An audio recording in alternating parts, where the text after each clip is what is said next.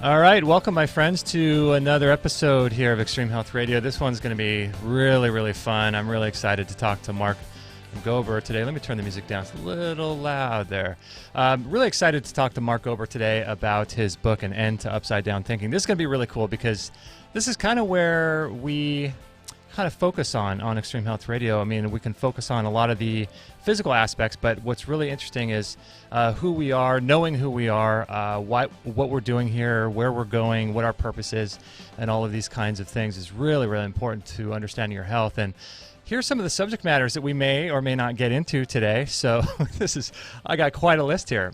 Global consciousness, quantum entanglement, creating your own reality, downloading consciousness. Where does consciousness live, by the way? We'll talk a lot about that in Mark's journey. Lucid dreaming, near-death experiences, remote viewing, precognition, mind reading, Akashic records, having that sixth sense, the placebo effect, and how that affects our health. So a lot of really interesting subject matters to tackle. Hopefully we can get to all of them. So if you're new to the show, we broadcast 3 days a week on Monday, Wednesday, and Friday at 10:45 a.m. Pacific time. And let me show you our little upcoming show schedule so you guys can take a look and see if you want to subscribe. That way you'll get notifications of all the upcoming shows. Got a lot of cool stuff coming up. Today, obviously, Mark Gober, An End to Upside Down Thinking, and talking about his book. On Monday, we're going to talk with Lee Cowden, a medical doctor healing the brain. So that should be pretty interesting. And then Allison Huish on Wednesday. She has a crazy story of healing her brain tumor naturally using essential oils. And I think it was, was it frankincense oil, or it might have been frankincense oil, I think is what she used. And then on Friday of next week, we'll be talking with Dr. Ron Hunninghacke. He runs the Riordan Clinic, and we'll be talking about high-dose vitamin C.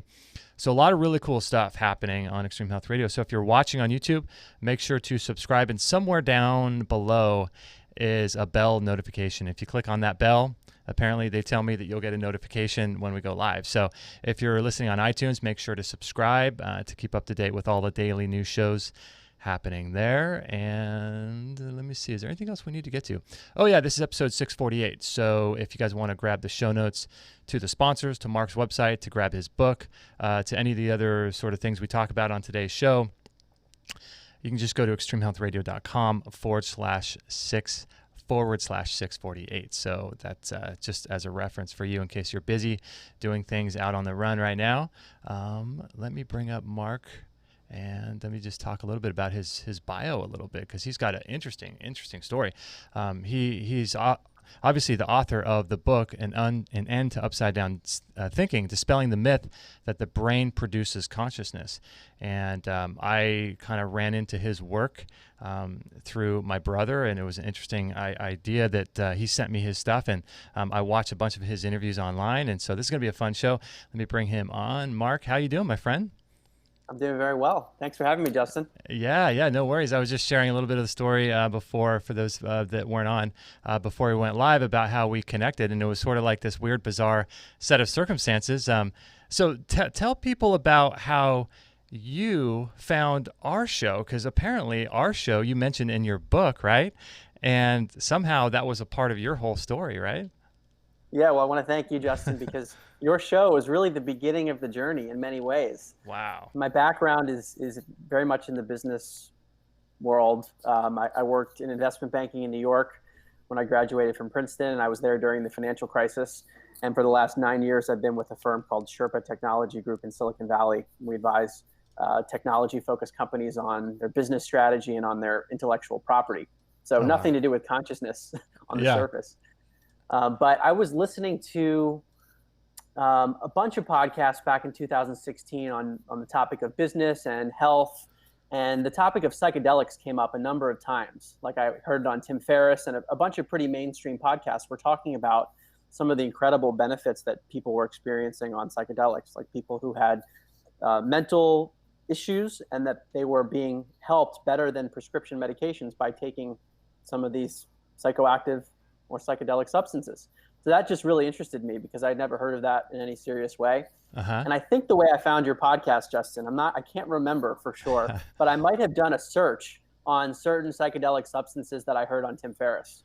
because I wanted to learn more. And then I probably just subscribed to a bunch of podcasts. That's what I think I did. And then I really liked your show. I heard maybe some episodes that talked about psychedelics, but then other episodes that talked about health. And I was a competitive athlete growing up. I was captain of the tennis team at Princeton. So I've been focused on health in various ways. And your show was awesome. So I was listening to that, and I have a long drive sometimes from my apartment in San Francisco to our office, which is down further in the peninsula, where I had a lot of time to listen to podcasts. And it was probably in August 2016 that I heard the next podcast that was in the queue on Extreme Health Radio, which was your interview with Laura Powers, who is a woman who claims to have psychic abilities, and she used to have kind of a normal job, worked in the education space, and seemed like a very normal person. And she was talking seriously to you about her abilities to communicate with non-physical entities and work with energy. And I had never heard of those things before. And that was what initially sparked my interest. I mean, that interview didn't rock my world on its own, but it led me down the path that eventually got me to write the book. Wow, is that so for you? I know for me in my thinking and my evolution of my sort of journey of where I've gone throughout my life, I can pinpoint certain things and certain events and certain teachers that I can sort of jump from one to the next. And it's interesting. So do you have that same sort of thing where you can point and go lead all the way back to the very beginning of an evolution and change in your own thinking and in your own reality? Yeah, I definitely can. And for me, it was very much based on what I was hearing on podcasts and then eventually YouTube videos and books. But it started with your interview with Laura Powers, and I listened to it all the way through because I was so interested. And at the end of that interview, Laura mentioned her own podcast called Healing Powers. So I decided to listen to that one. And I ended up listening to all of her episodes back to 2011 within a matter of a few weeks. And that really started to force me to question things, because I heard so many people that were independently describing these kind of anomalous abilities of consciousness, where I couldn't reconcile the fact that all these people were saying these things. Like they didn't all sound delusional, and I didn't have evidence that they were all lying. Right. So I got really interested at that point. Yeah, it's weird too, because when you see something, a bit of information that's presented in such a way that resonates with you, it tends to have a bigger impact on you. So like if someone's listening to this and they're really interested in the logical, brain and all of that, then if someone's presenting some sort of esoteric idea from that sort of logical brain, it really resonates with you. And so I'm kind of the same way you are. Like certain people, if they resonate with me, no matter what they say, I'm going to look more into it, Yeah, that's what happened for me. And I think it was the fact that there were so many people who came from different backgrounds, and they seemed credible in their own ways. And again, when I put all of it together, I just had to question my old worldview. And I started to realize pretty quickly that if I were to question my old worldview, then I would have to rethink everything about reality and who and what I am and what we're all doing here.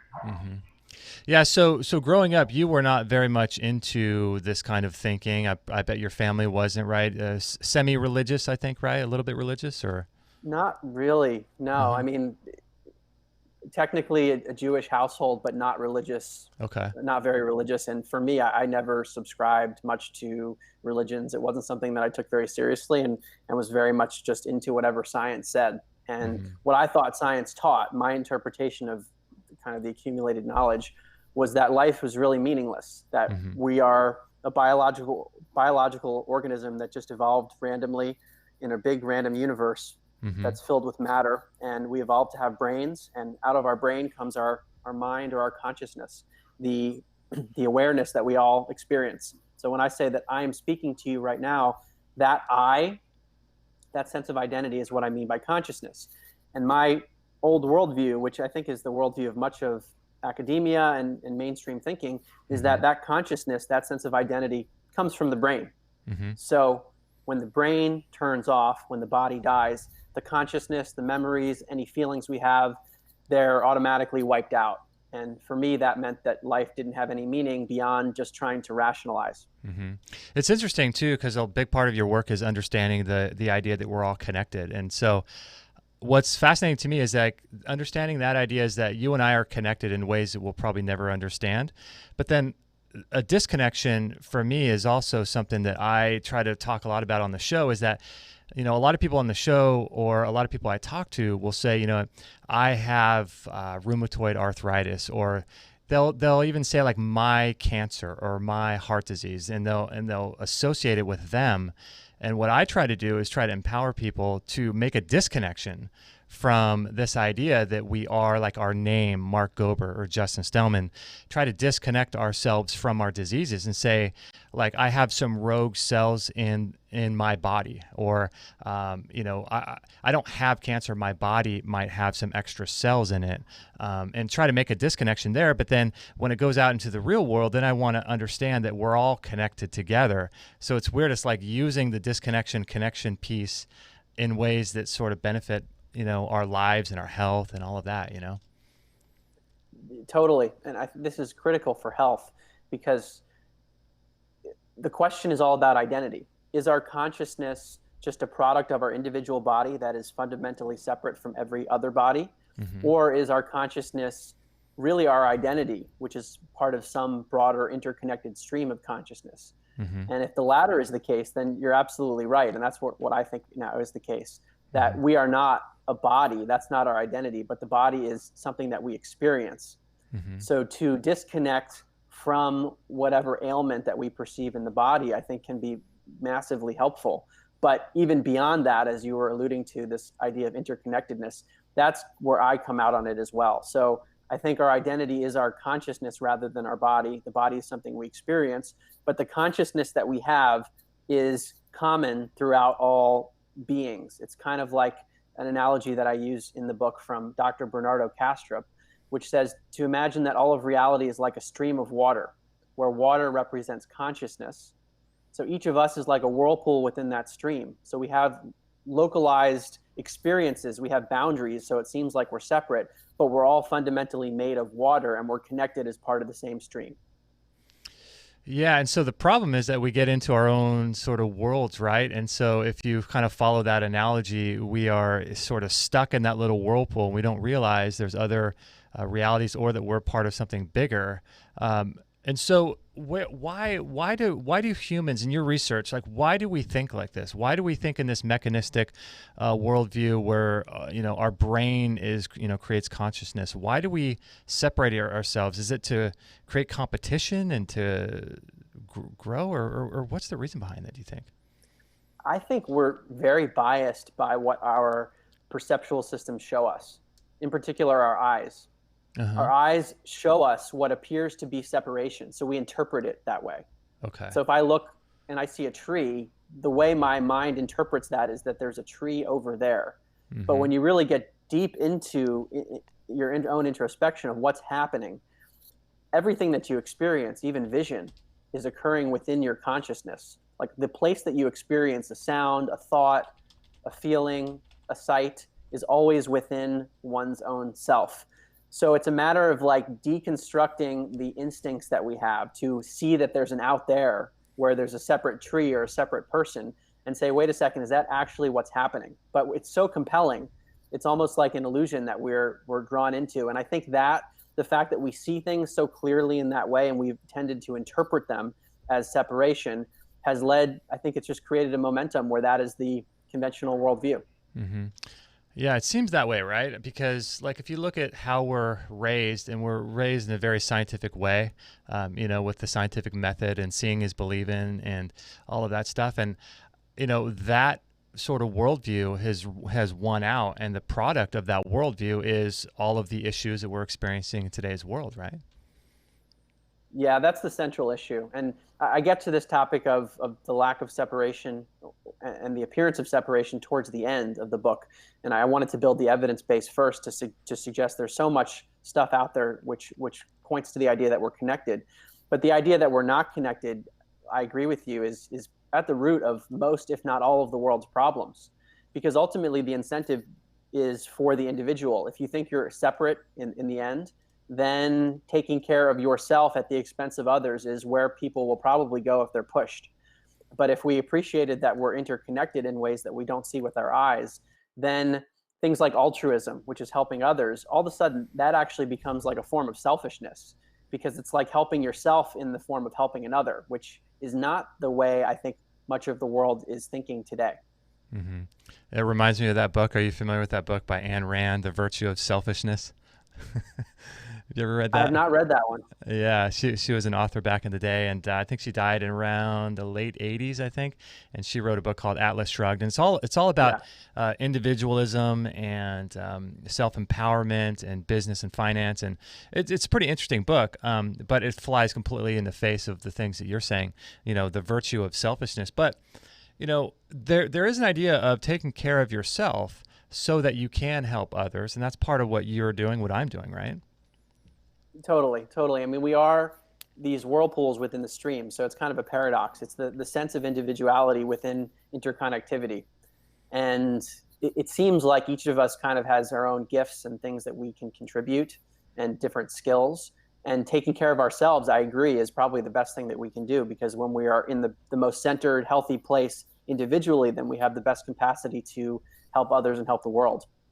So this idea of creating consciousness, and where does consciousness come from? This is something that I've been sort of looking into and reading about. I remember reading a book on superstring theory by Brian Greene called, oh gosh, I forget the name of the book right now, but The Elegant Universe? The Elegant Universe, yeah. And I read a book called Flatland and Schrodinger's Cat and all that stuff, back in the late 90s. And so this idea really makes sense to me. But from just the average culture in today's world, this idea that consciousness comes from somewhere outside of us and we're able to sort of bring that into our own being is sort of a foreign idea, because what is the world, kind of teaching kids these days? That consciousness only exists in your brain, and once you die, and there goes your consciousness, and then you're done? Yeah, I think that is what is being taught, and sometimes it's being taught implicitly. I mean, I even studied psychology in college, and I never even thought to question consciousness. I thought it was just a foregone conclusion that we already know, because of complex chemicals in our skull, we have consciousness. And I think the reason people are making that assumption is that there's a very close correlation between what happens in your brain and what kind of conscious experience you have. So if you stimulate a part of the brain, let's say the part of the brain that's responsible for your vision, then you might have a corresponding change in your vision. And we could do many experiments that show the same trend. So there's been this assumption, oh, well, it must be the case that the brain is producing consciousness. The problem, however, which is kind of like an open secret I've learned, is that science still, even in the mainstream, has no idea how we go from a physical brain. So by physical, I mean something that's touchable. Like I can touch my arm, I can touch my head. Whereas my consciousness or my mind or my awareness, it's something that I have. It's something that everyone seems to have, and yet it's not physical. It's not touchable. So this is what Science Magazine has called the number 2 question in all of science. Philosophy calls it the hard problem of consciousness, which is, how is it that a brain could ever produce consciousness? The open secret is that we don't know the answer, and there's just an assumption that because the brain is so closely related to our experience, that the brain must therefore be producing it. And that's what we're taught, yeah, rather than sort of downloading it. Because when you think about someone downloading it, like you hear these stories, right? Like J.K. Rowling, the author of Harry Potter, the story is that she was on a train and she just got this idea in her head. All of a sudden, it was like this young boy who's an orphan goes to wizardry school, and then the whole book, just in the middle of her train ride, looking out the window, she said that she wasn't trying to think of a book. She wasn't trying to do any of this kind of stuff. But all of a sudden, that one thought came in her head, and then all the characters came from that. And it's almost as if you hear these stories and like somehow we're able to receive this information that gets poured into us in some weird, bizarre way, right? Yeah, that's what I tend to agree with that now. But I think the conventional perspective is that, well, we just don't understand the brain very well. It's a very complex structure. And maybe these ideas or creativity, they're just emerging from the brain in some way that we don't understand yet. That is probably what a mainstream neuroscientist would say to something like that. But as you allude to, there's this idea that the brain may not be the producer of consciousness. It's still very much related to our experience, but the brain might be thought of as almost like an antenna receiver.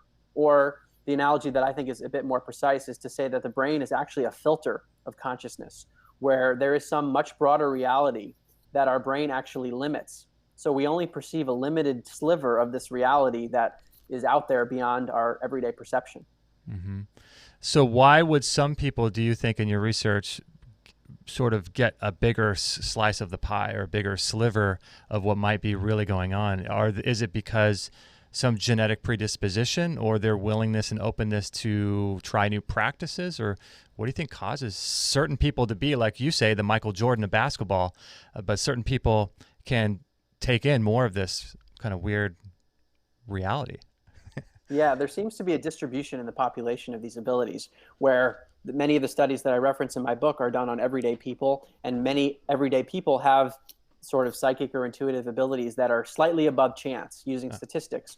Whereas in the government, US government's program, for example, where they use psychic spies, those are like the Michael Jordans.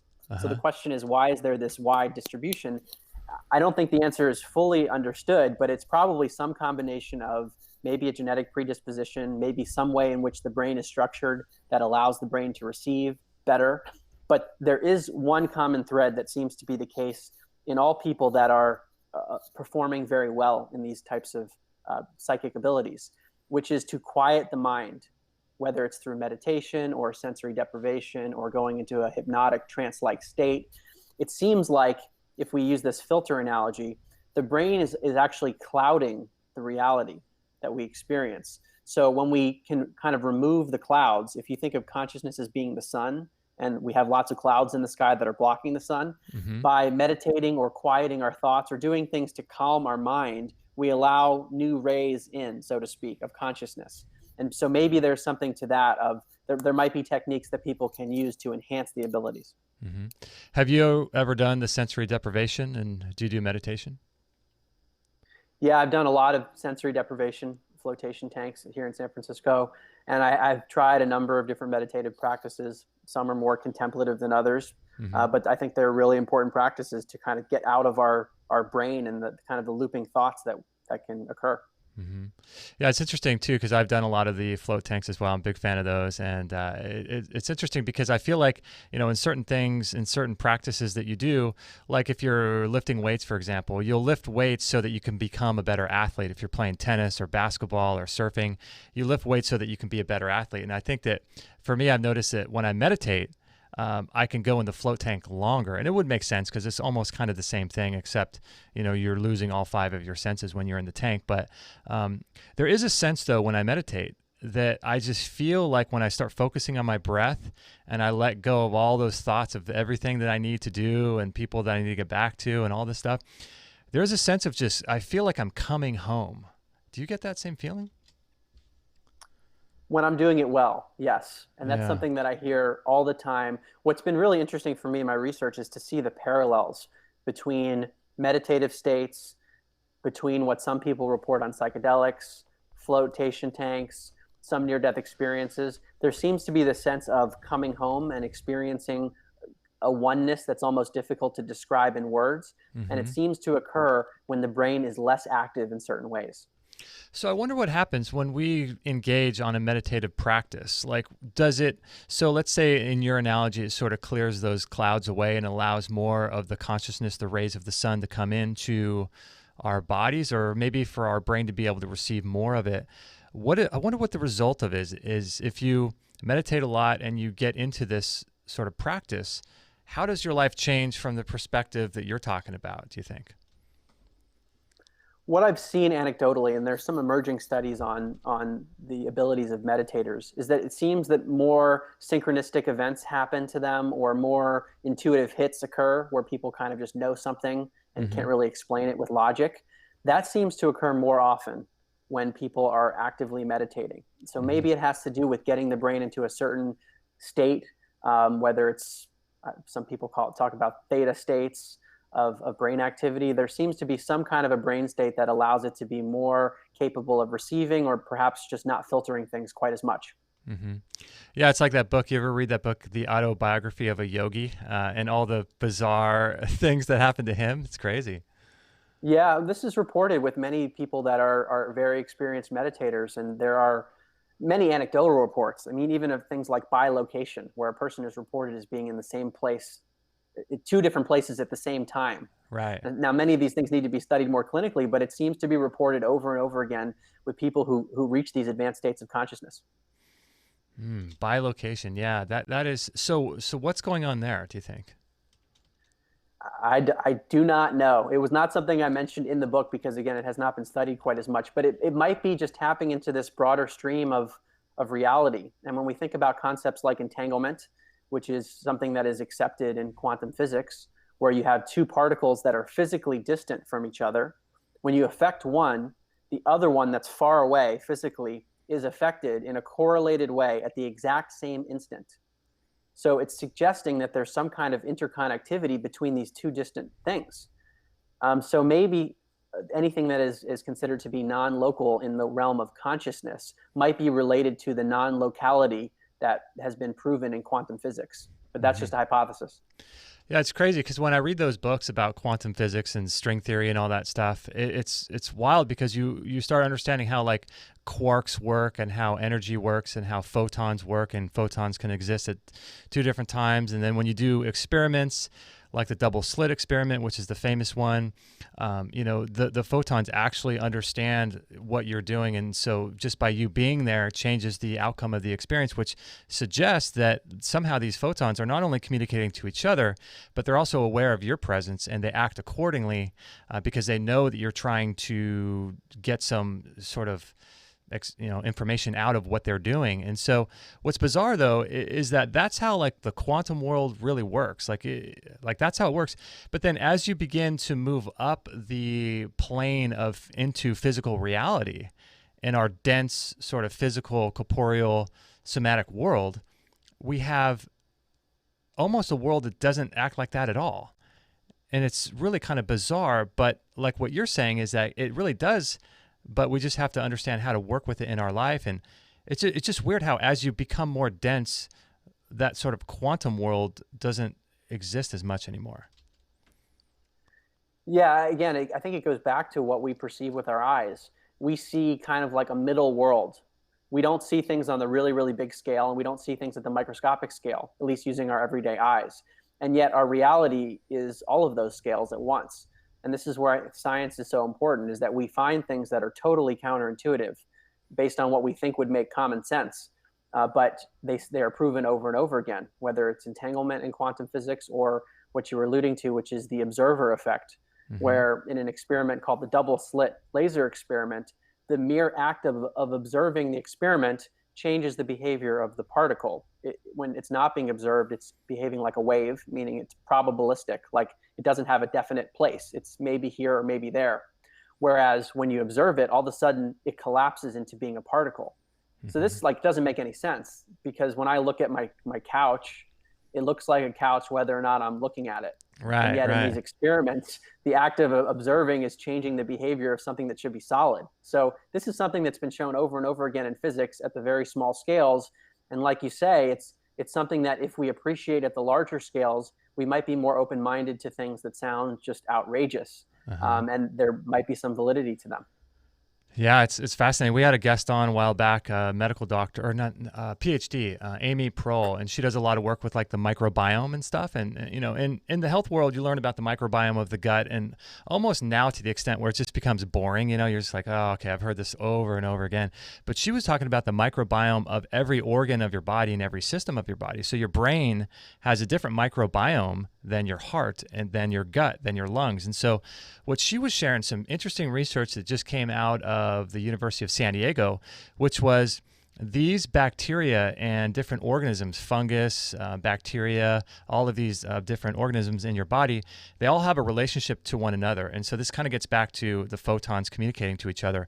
But what she was saying was these viruses will actually hijack a bacteria because they want to get on the receptor site of the cell so that they can control the bacteria to do something that it wants the bacteria to do. And then what it will do is it will encase themselves into these things called biofilms. And so your body doesn't recognize the biofilm. It's almost like putting it into like a membrane that it can't, the body doesn't recognize it.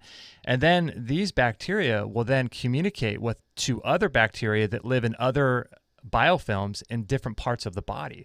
And they hijack our electrical system to do, our nervous system to do that. And they're actually communicating. Now, what they're talking about, who knows, right? But this is just like this idea that we don't know anything about what's going on inside the body and the nature of consciousness. All of this stuff is like, we're learning new stuff every day it's blowing my mind. Yeah, that's such an important point, Justin. The idea is humility, is just to remember how little we actually know and how little we probably could ever know based on the limitations of our own brains and our own biology. We just can only comprehend so much in a linear fashion, and yet this universe seems to be nonlinear in many ways, and it's occurring at macro and micro scales. So I think we've seen this throughout history where people thought they kind of knew it all, and then they realized they didn't. In around 1900, Lord Kelvin, who was one of the authorities in science, said something to the effect of, well, we figured out all of science except for these two little clouds in physics that we haven't quite understood. And those were two little anomalies at the time, which turned into relativity theory and quantum mechanics. Wow. That's crazy.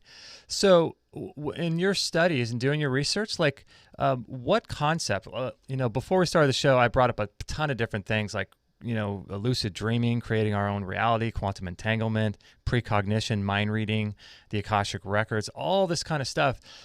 From your experience and your research, like which one of those things in your book was the hardest to wrap your head around, and did you not really want to believe when you were first looking into it, do you think? Well, I think many of the things, probably everything I talk about in the book, I resisted at first. Yeah. And on top of that, there are many other phenomena that I've found that sound really outrageous, some of which I've already mentioned here that don't make it in the book because there's no rigorous science.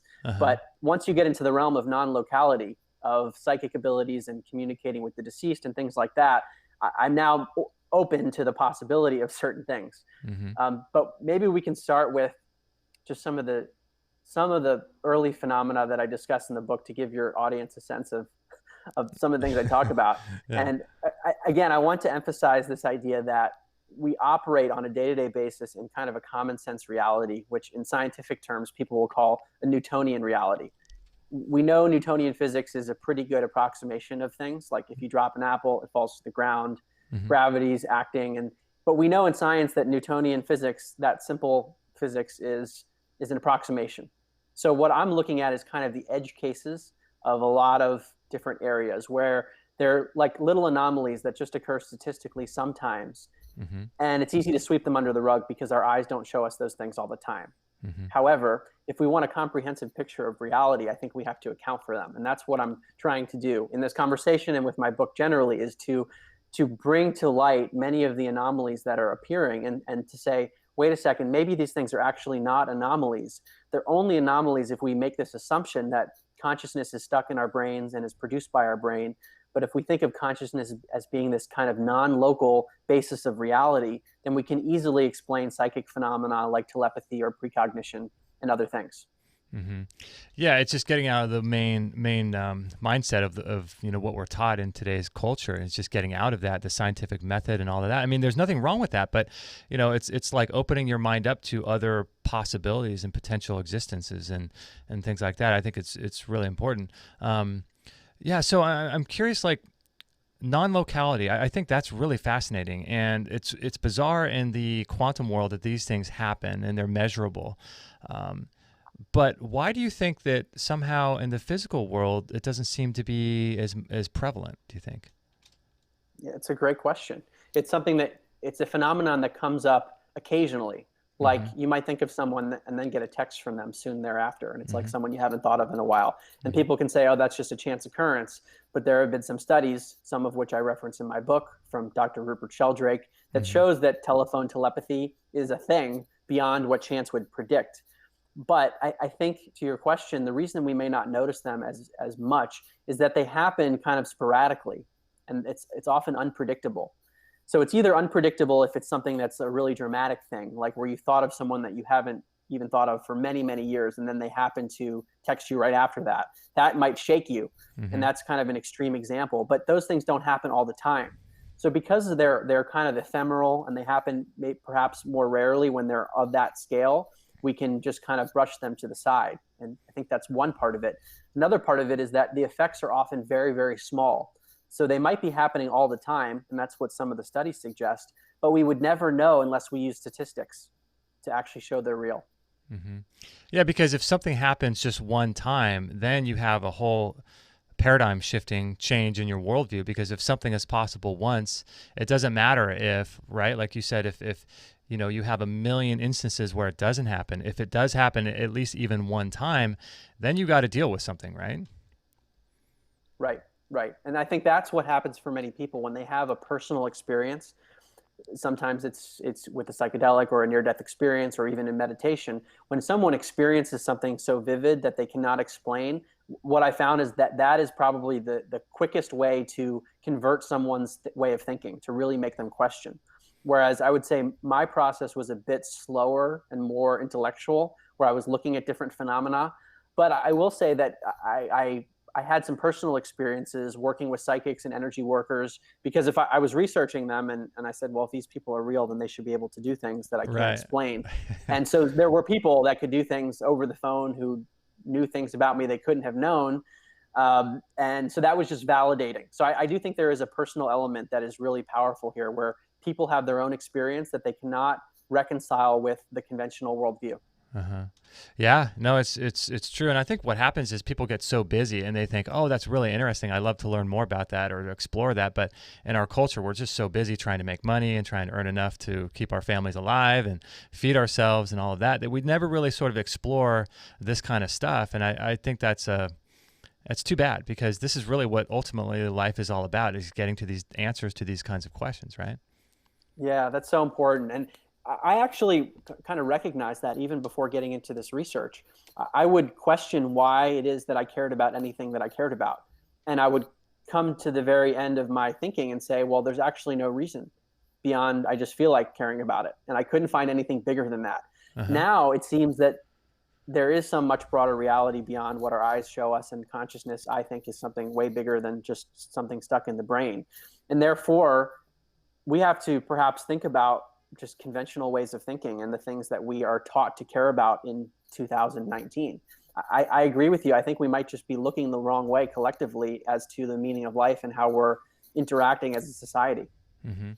What do you think about people and them identifying with any part of what they think is them? Like we're talking earlier in the show about understanding that you are not your name, Mark Gober, you're not your body, but then you can keep going further and further and further into things that are non-corporeal, like you're not your opinions and you're not your thoughts and you're not your feelings. Then it really kind of gets back to who are you? And so you have a culture today that is people defending their opinions to the extent that they think that they are their opinion. So if I say something that offends your opinion, you think that I'm saying something that offends you. But we don't have this understanding that we are not our opinions. And so what do you think because opinions matter, right? Like people people have very strong opinions, and those are ideas that change the world. So it's important to defend your opinion. But where do you see all of this? Like, do you see people being too connected to who they think they are based on their thoughts and their opinions as well? Yeah, I do. And I was probably this way before I had a shift in thinking about identity. It all, to me, comes down to identity. Are we the body that has a consciousness? Or alternatively, are we a consciousness that's experiencing the physical world through a body? And if we think we're the body, then everything that goes along with it, which we probably think are our thoughts, we identify with those things. But Mm-hmm. I think without even looking at the science, like the chapters and and scientific papers that I have in my book, if we just look at our own introspection, if I close my eyes and watch my thoughts, I would say I am thinking this. So there, even in that statement, I am thinking this thought, there's a division between I and the thinking of the thought. Mm-hmm. I is the identity, is that which experiences the thought. There is a separation there. So Mm-hmm. our identity is actually not the thought. Our identity is that which experiences it, or the consciousness. And that's something I think we're just not taught to really think about unless you get into meditation or mystical practices, to really question the experiencer that we all undoubtedly have, this kind of non-physical consciousness that is experiencing the body and the thoughts. And I think that's a really critical distinction in terms of defending the ego, or even thinking about health. When we can de-identify from the body, we can just think about it as the vehicle of experience, then I think we might be perhaps less offended if our beliefs are questioned, and it might even, and I think it does, help health. Mm-hmm. Yeah, it's like a lot of people say, be for or don't be for or against anything, and that's an interesting spiritual thought, but that statement itself is making a statement about something that you're for, right? So it kind of goes, it's like a circular argument, but this idea of disidentifying from the body, I think is really interesting because like, even with people, if you think about like the race wars, so black people versus white people and different races and people identifying with their races, and the very fact that people think that they are their bodies is probably one of the major causes for something like this. Because the last time I checked, I've been to Africa. I haven't seen a truly black person. And by person, what do you mean? Do you mean their body or do you mean their soul? Like, what do you mean by that word person? And when you look at the skin of a, quote, black person, it's just a little bit more brown than we are. I'm not a white person. My skin, if you held up my skin up to a piece of white paper, I'm pretty far from being a white person. And so when I started understanding that, and I'm not a white guy trying to fight against a black guy. I'm just a guy who's a little bit less dark than another guy, and we're all part of the same thing. And that's where I think deconstructing this idea that we're not our bodies, but then also understanding that we're all connected, right? I think can help so many different aspects in today's world. So many.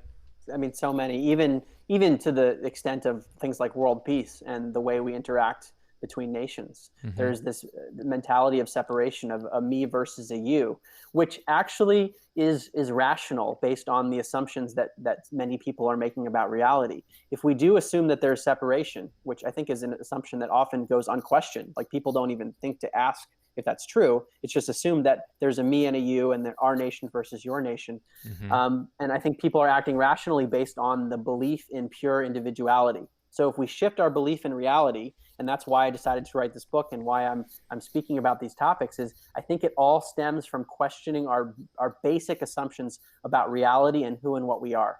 Mm-hmm. Now, in your book, you talk about near-death experiences and sharing a lot of stories about that. I'm really curious about this myself because I've read those books by Raymond Moody, I think, Life Between Lives or something like that years ago, and Life After Life. Life After Life, yeah, great book. And so I'm curious, from what you talk about in your book, talk a little bit about like near-death experiences and what's going on there. I think it's one of the most important chapters of the book. And just to give your listeners some context, the way I structured the book was to show a number of independent phenomena that support this idea that consciousness is not localized to the brain. And one of those is the near-death experience. Others are things like telepathy, remote viewing. But the near-death experience is a really important one because we see experiences of exceptional lucidity where people are having clear memories. They experience things as being more logical or clearer than usual in terms of their consciousness. And yet their body is like turned off. They're in cardiac arrest, for example. Mm-hmm. They're having some kind of extreme physiological trauma where we wouldn't expect that the brain should be functional at all. And in some cases, there's no blood flow going to the brain. And yet people are having these lucid memories. So it's a contradiction to the mainstream thinking of neuroscience. So when you have a body that's turned off and a consciousness that is not only turned on, but it's described as being clearer or more logical than usual, and in some cases, people are reporting things. It's called a veridical out-of-body experience, where the person describes being out of their body in terms of their consciousness and looking down at the room, and they're seeing things and experiencing in the room that are later verified as being accurate when they come back in their body. So by that definition of like what's a hallucination? A hallucination is something that is not real in some way. And yet what people are describing in the out-of-body experience is verified as being accurate. So it's not a hallucination. Yeah. And that is suggesting that perhaps consciousness is existing independently of the brain. So what would the mainstream thought or response to that be? Would they just say, well, I mean, what would they say? It's a tough one. The veridical out-of-body experience, that's why I mentioned it first, is one of the most important facets, I think, of the near-death experience. Because I don't know how one can reconcile that worldview reconcile that phenomenon with the conventional worldview. I think there's a theory that the brain produces a bunch of chemicals before the body is about to die, and it makes you have this euphoric experience. But it's just a theory, and I think there are many things, including the veridical out-of-body experience, which really question that. I'll give you an example from a woman named Barbara Bartolome, who I interviewed for my podcast, which has not been released yet.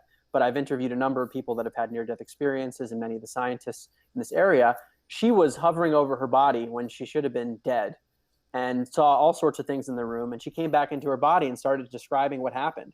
And she said that the doctor basically just didn't want to hear it because it was impossible. So I think there is just resistance because of this ingrained worldview that consciousness must be confined to the brain. And that's a view that many people have.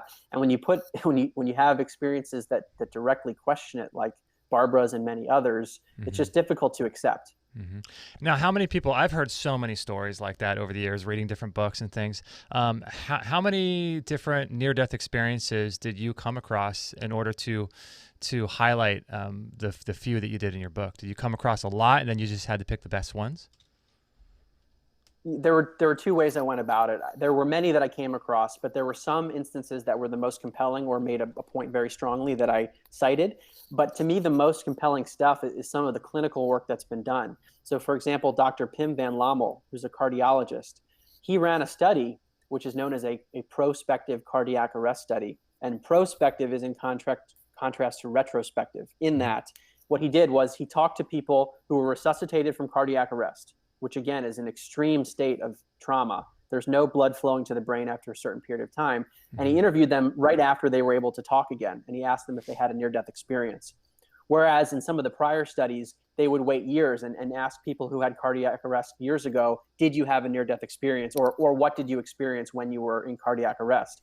This time, it's prospective. So they're waiting for the people after they're resuscitated, so they have a clearer memory and there's less opportunity for bias. What he found, and this is an article published in the Lancet Medical Journal, which is one of the most prominent peer-reviewed journals in medicine, he found that 18% of people that he studied, 18%, had elements that were typical of a near-death experience during cardiac arrest. It should be 0% under the conventional view. Right. Yeah, it should be 0%. So even if there's 1% or just one person, I don't know what that 18% represents in terms of the amount of people, but even if it's just one person, an open-minded person really seeking the truth would need to look into that. Right. And there's an example of that, and that was another one published in a peer-reviewed journal called Resuscitation. And it was a study by Dr. Sam Parnia, who looked at a smaller sample size of people in cardiac arrest, and he interviewed them. And one of them had a veridical out-of-body experience where they were able to timestamp what the person recalled as being during the time that the person's brain should have been off. Interesting. So the person started talking about a sound that he heard, and they said, oh, wow, that was the defibrillator. That's the exact sound and noises the defibrillator makes. And they knew when the defibrillator was making that sound. And because they had the medical records, they knew that was during a time in which he shouldn't have had any consciousness. Gosh, that's so crazy. So his brain is literally just turned off, and he's still sensing what's happening in the room. Right. Yeah. And it was a paper published in 2014. So these are cases, again, that I think are being swept under the rug, but it's like, how do we explain that unless we shift our perspective of consciousness? Now, in gathering up evidence for the book, did you come across people that during their near-death experience, they sort of, the classical explanation, they sort of went to the light, or did you find people going to heaven, or did they talk about hell, or did they talk about any of these kind of ideas that we're kind of growing up with? Yes, is the short answer. The majority of the reported cases are very positive, and there's a minority of people who had very fearful near-death experiences. And there's not as much research on the fearful ones. People aren't sure if it's maybe they're underreported because people don't want to talk about them, or we don't understand those as well. But the majority of those that are reported and studied are extremely positive, where people talk about hovering over their body. They talk about experiencing unconditional love. They talk about oneness and being interconnected with things. And they typically encounter what they'll call mystical beings, sometimes religious beings if they subscribe to a religion. Sometimes they see deceased loved ones. And then they have, this is maybe one of the most important things that I've learned, it's called a life review. where they experience their whole life in a flash. And meanwhile, they're judging themselves for how they acted in each of the different circumstances. In some cases, they experience the life review through the eyes of the people that they affected. So let's say Bob is in his life review. He's in cardiac arrest and having this lucid experience where he's re-experiencing things in his life. And all of a sudden, he recalls an event when he was really mean to someone named Sarah. He might re-experience that event through the eyes and the body of Sarah. And he's judging himself for how he made her feel. So again, if we go back to this paradigm where we're interconnected as part of the same consciousness, maybe in this altered state of consciousness or other dimension, whatever it is, we're able to switch lenses. And another case that is even more indirect in the life review, which has been reported, is where one case of a man who was in Vietnam and he blew up a house full of people. In the life review and during his near-death experience, he experienced the pain of the mother of one of the people that he killed. So it was like an indirect feeling. Yeah. Which is super powerful when we think about the meaning of life and how should we think about treating each other. But there does seem to be this ability in the near-death experience state to switch lenses of consciousness. And also, it's time independent if you can go back in time and relive an event. Man, that's super fascinating. So yeah, the person was able to experience something, an action that he took through the lens of not just the person who directly experienced it, but a family member. I mean, that, years ago I read a book called Sacred Contracts by Carolyn Myss or something. Yeah. And it was interesting because she was talking about like this idea that, of reincarnation and, past lives and stuff like this. And the question came up in the book, how come we can't remember our past lives? And she mentioned in the book pretty eloquently, and I thought it was, something that just stuck with me, was before we sort of come into this corporeal existence, we drink from the river of forgetfulness. And we do that because if we didn't, we would fully understand sort of like what the game is all about, and we would sort of hijack the system. And if we're here for some sort of personal growth or spiritual growth or the evolution of consciousness, whatever term you want to use, if we're here for that, if we understood everything that happened in previous lives, it would sort of mess up the whole system.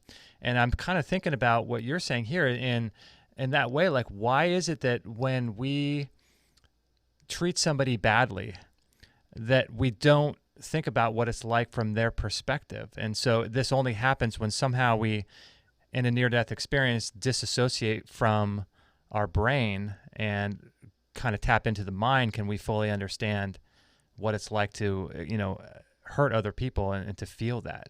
It's a weird disconnect. Yeah, it is. And it's almost like we have a form of amnesia. That's what all this implies to me. Mm-hmm. And when we get really deep in thinking about our own memory, even from a conventional standpoint, I think we realize that our memory is much less good than we think it is. Mm-hmm. Like, can you tell me what you did 4 years ago, this exact second? I couldn't tell you exactly what I did at different points in my life, but I was undoubtedly conscious during that period. And same thing with sleep and dreams. Like, I don't remember everything that happened during every period of my conscious existence. And therefore, I think just based on that, we might be open to the fact there might be other things that we just simply can't remember. And as you state, maybe it's just part of this experience. It's getting very theoretical here, but this is what people talk about sometimes in the near-death experience. I'm thinking of the example of Dr. Alan Huguenot, another person that I interviewed for my podcast that hasn't been released. But he had a near-death experience in 1970 before it was like even okay to talk about this stuff. Mm-hmm. Raymond Moody's book came out in 1975. Oh, wow. So Dr. Huguenot, it was very unfortunate. He had this life-changing experience where he was being cradled by a being of light, and but kind of talks about how he was told to come back into his body, that there was more for him to do. And he wasn't able to access all of the reasons. And he also thinks that there were things that happened even during the near-death experience that he wasn't allowed to remember. That was just the sense he's had since he came back into his body. Isn't that wild? Wasn't allowed to remember? Yeah, like there were things he just wasn't supposed to know. That was the sense he had. Like, he doesn't remember having a life review. It's not something that everyone reports, but he thinks it's possible that he did have it and just doesn't remember all of the details. Wow, that's crazy. Do you think that, like I've heard of, different theories about where we go when we die, and obviously there's the heaven, the hell, and then the reincarnation and things. And then some people have said, this whole idea of creating your own reality and all that.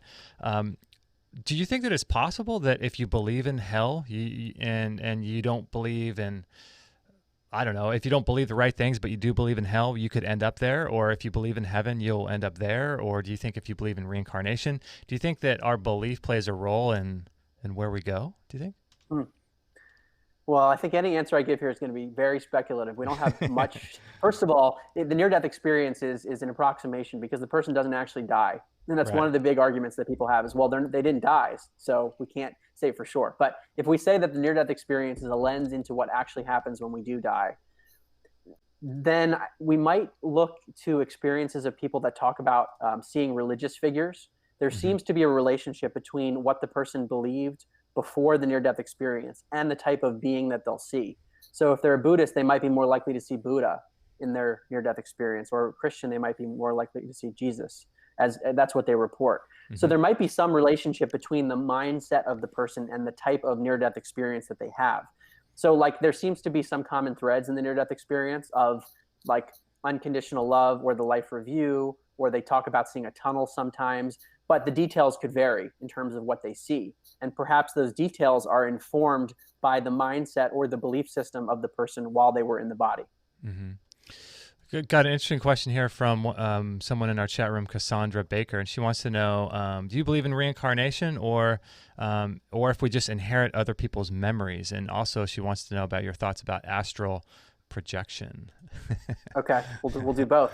Yeah. So reincarnation, I will say my views on that before I started my research were that like I just had no basis for ever even thinking that could be a real thing. So it was never something that I took seriously. And I remember I had a friend who told me she went to a psychic. This was now just thinking back a few years before my research, and she was told that she was so-and-so in a past life, and it really resonated with her. And I remember just hearing the story and not even knowing what to think about that because it just didn't make any sense.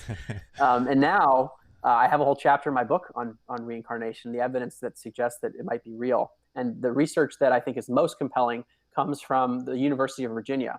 They've conducted over 50 years worth of studies in their division of perceptual studies, this is at the medical school, of children who are usually between the ages of 2 and 5 years old, in that range, who seem to remember a life that is not theirs. And they have distinct memories. Sometimes they actually have birthmarks and physical deformities that match the way in which they describe dying.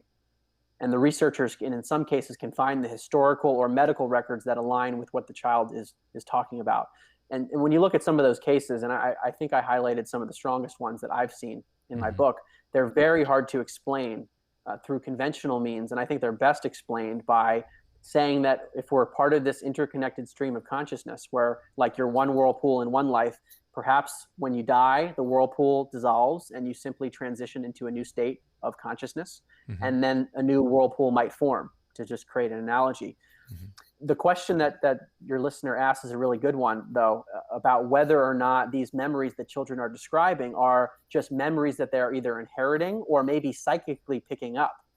So the minute we think of consciousness as being non-local, we have to come up with alternative explanations. So it is possible, maybe in some cases, that the memories reported by a person are not that they actually had a past life, but they're just somehow psychically or telepathically picking up the memory of another person. Right.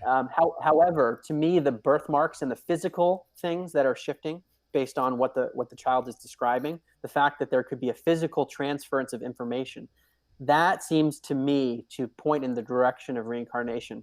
And that's what I think the UVA researchers are typically concluding also.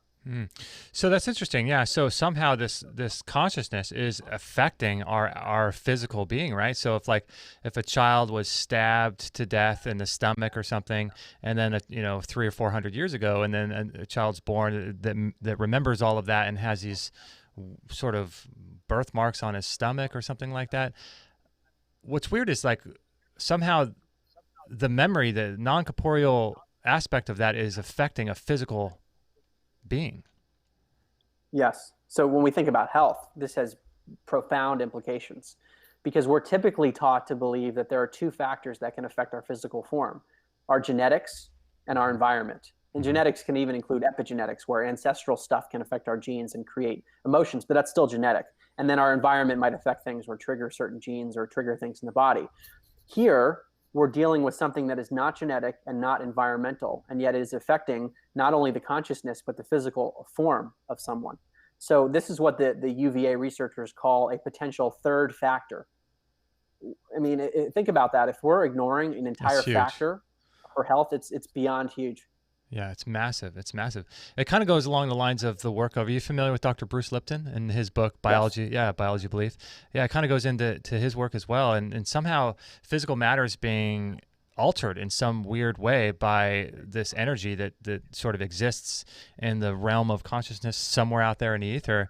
You know, if people do a YouTube search, there's an interesting story. You've probably seen it. I don't know if this is true or not, but there's a story of a little kid who I think is like 6 or 7 years old, and he is, tells the story of being a World War II pilot in World War II, and he was shot down, and he's somehow able to communicate and understand who his friends were that died, and they were able to locate those friends, and those people were still alive, and he was able to share everything that was going on in his aircraft and when it got shot down, and everything he was saying was verifiable in some weird way, but somehow this 6-year-old kid somehow knew all this stuff.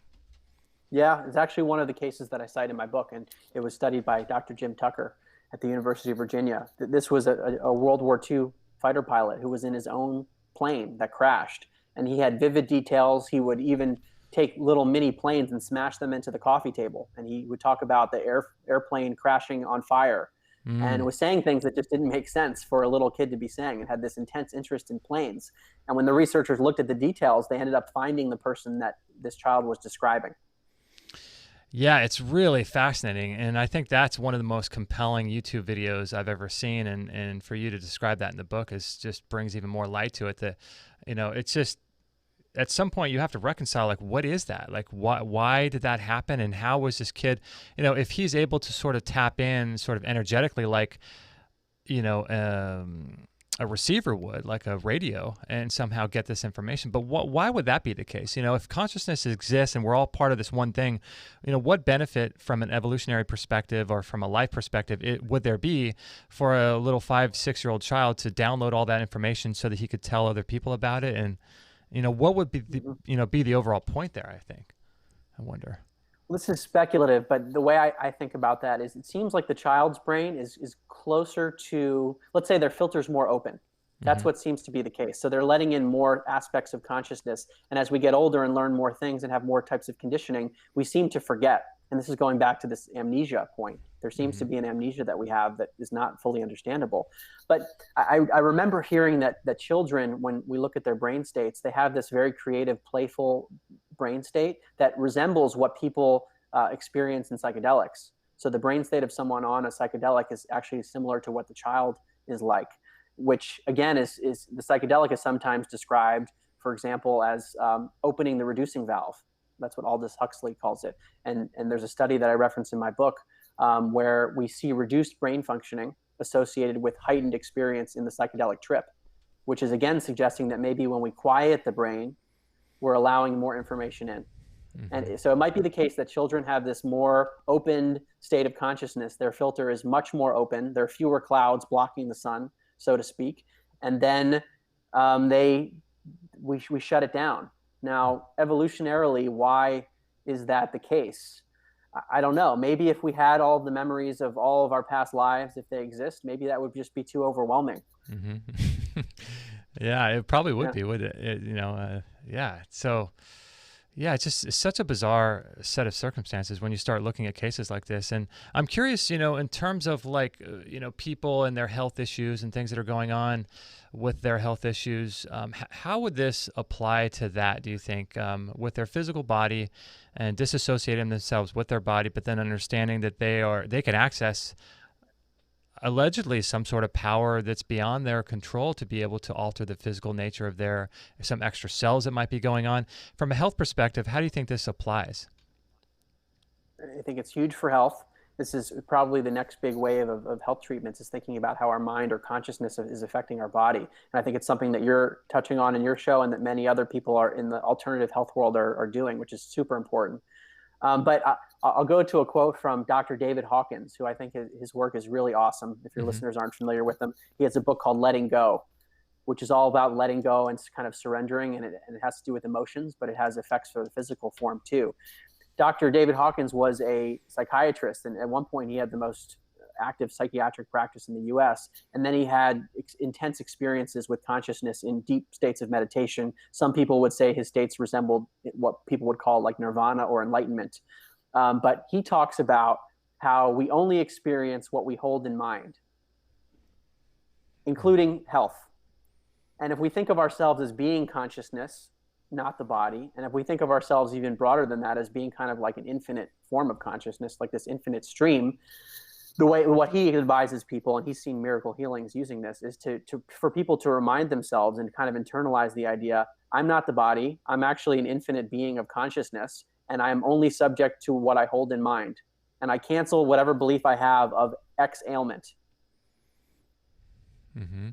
Now, if someone from conventional thinking were to hear that, they'd think, well, you can't think your way out of a tumor, or you can't think your way out of diabetes, or you can't think your way out of a pancreas that doesn't work.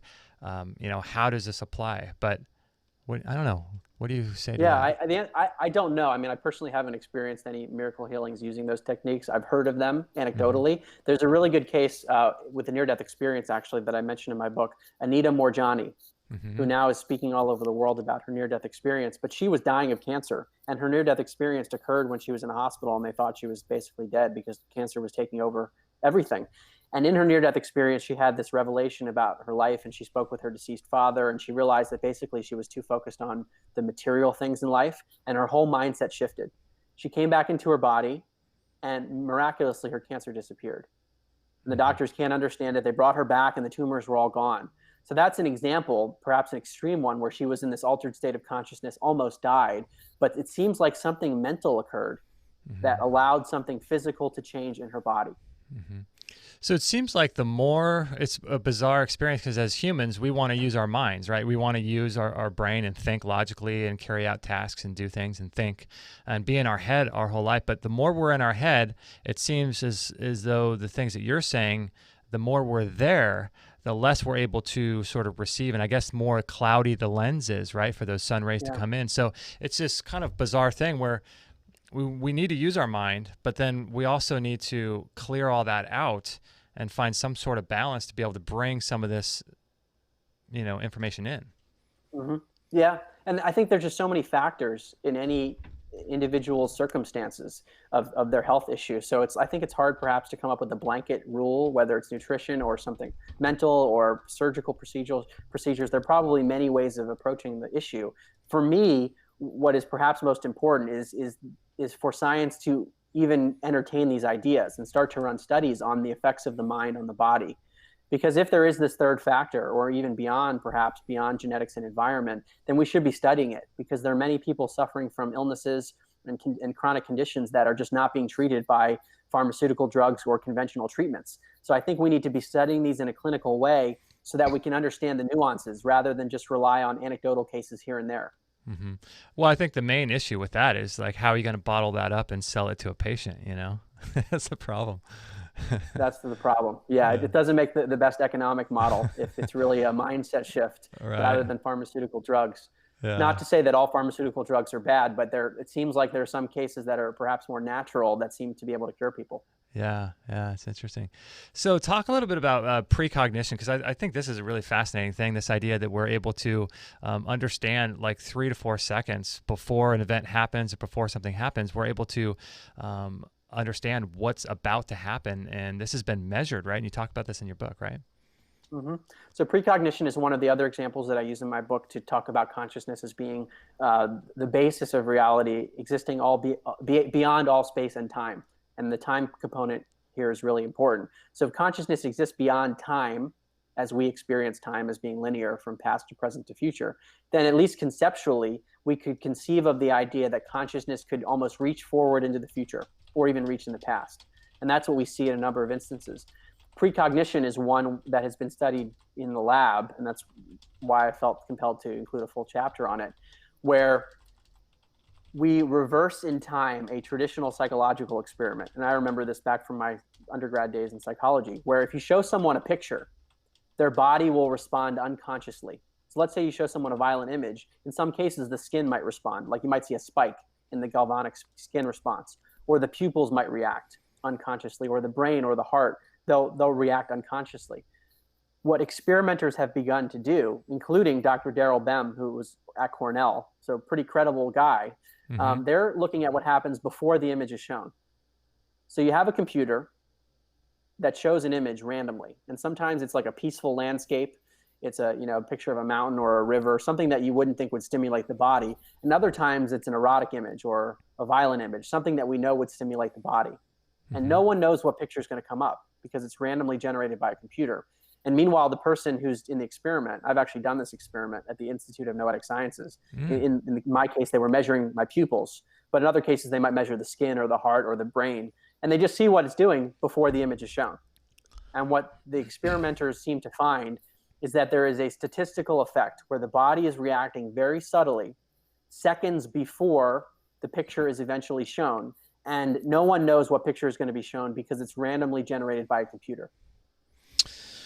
Wow. And what are the statistics on that? Do all humans have this ability? Does this happen in all the subject matters that are studied? It's over many trials. When you combine the data into meta-analyses, you get this effect.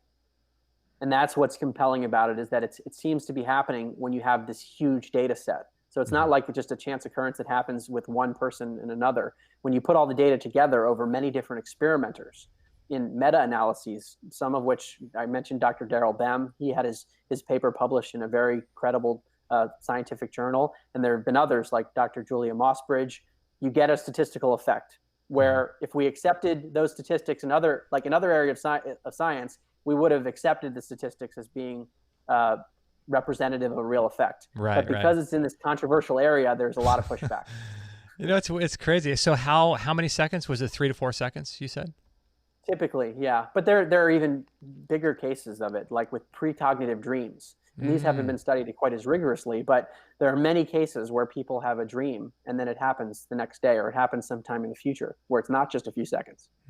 What's weird is why wouldn't it be even longer in that experiment? I wonder why it wouldn't be 20 seconds or 30 seconds. It almost seems as if we're like, somehow prevented from this other reality, and we get little tiny glimpses of it, and all you get is 3 or 4 seconds precognition. That's it, Yeah, and it's subtle. It's like not even consciously happening.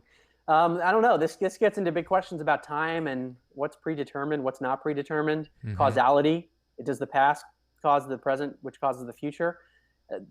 I think all of our assumptions have to be rethought. And perhaps I've heard the idea that the future is not fully determined, but it's probabilistic. So there might be a highly likely future based on the current state of the universe. And maybe what's being picked up, maybe the body somehow knows the very likely future at an unconscious level, but only a few seconds before it becomes that probable. Yeah, it's so crazy. We had a guest years ago on the show. I'm not sure if you're familiar with him, Dr. Harvey Beagleson. And you know what? No. For those that are on iTunes, I think what I'll do is I'll publish that show tonight because that show is just fascinating. And so he does this really interesting and I think groundbreaking work with looking at people's blood. So he does live blood cell analysis, but you can't really call it that. It's because that's a trademark term now. But it's he looks at people's blood live in real time. But the term he uses is I'm not sure. But what he was able to determine with these people was this idea of precognition. So he was explaining on our show that like he would see people and he would see an image in someone's blood of a broken hip, and he wouldn't tell the person. And then he would find out that the lady that whose blood he was looking at a couple of days later, she fell down the stairs and broke her hip. And there was like so many instances of this in his practice that he started kind of like you, just trying to figure out why is he able to see things in people's blood that is indicative of events that haven't even occurred yet.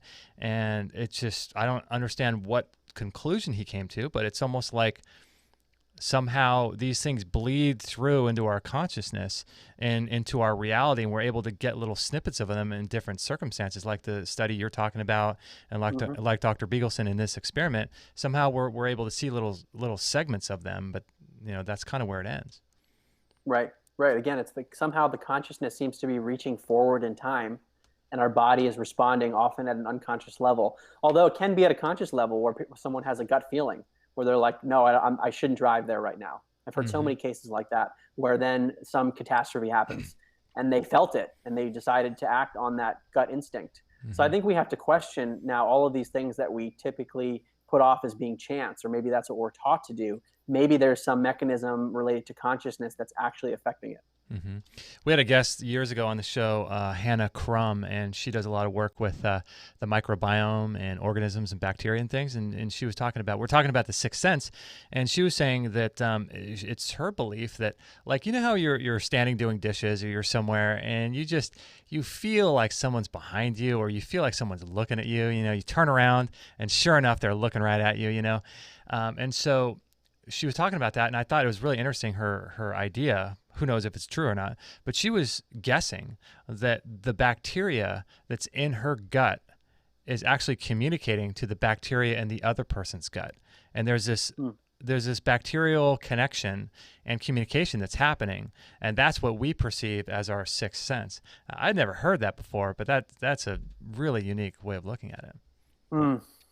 Well, I have two thoughts on that. One is that I mentioned studies in my book on what's known as the sense of being stared at, from Dr. Rupert Sheldrake, who's run studies where a person is in a room and they're being stared at through a video camera. So they're not even in the same room, and they're able to know beyond chance when they're being looked at through the video camera. So there seems to be something about, like, when you're putting the intention towards something, the body or the person subtly knows. And whether that's the communication of cells or if it's just consciousness, I don't know. I've never heard the bacteria theory. That's interesting. But it's also reminding me, with regard to bacteria and, I don't know, communication between bodies. I talk in my book about incidences of organ transplants. And in some extreme cases, people who are given the organ of another person start to take on the memories and personality traits of the donor. And that it raises a lot of questions about consciousness and whether it's stored in our biology in some way, and if there's like cellular memory that can be transferred, and whether it's bacterial or I don't know. But it made me, your bacteria story made me think of that.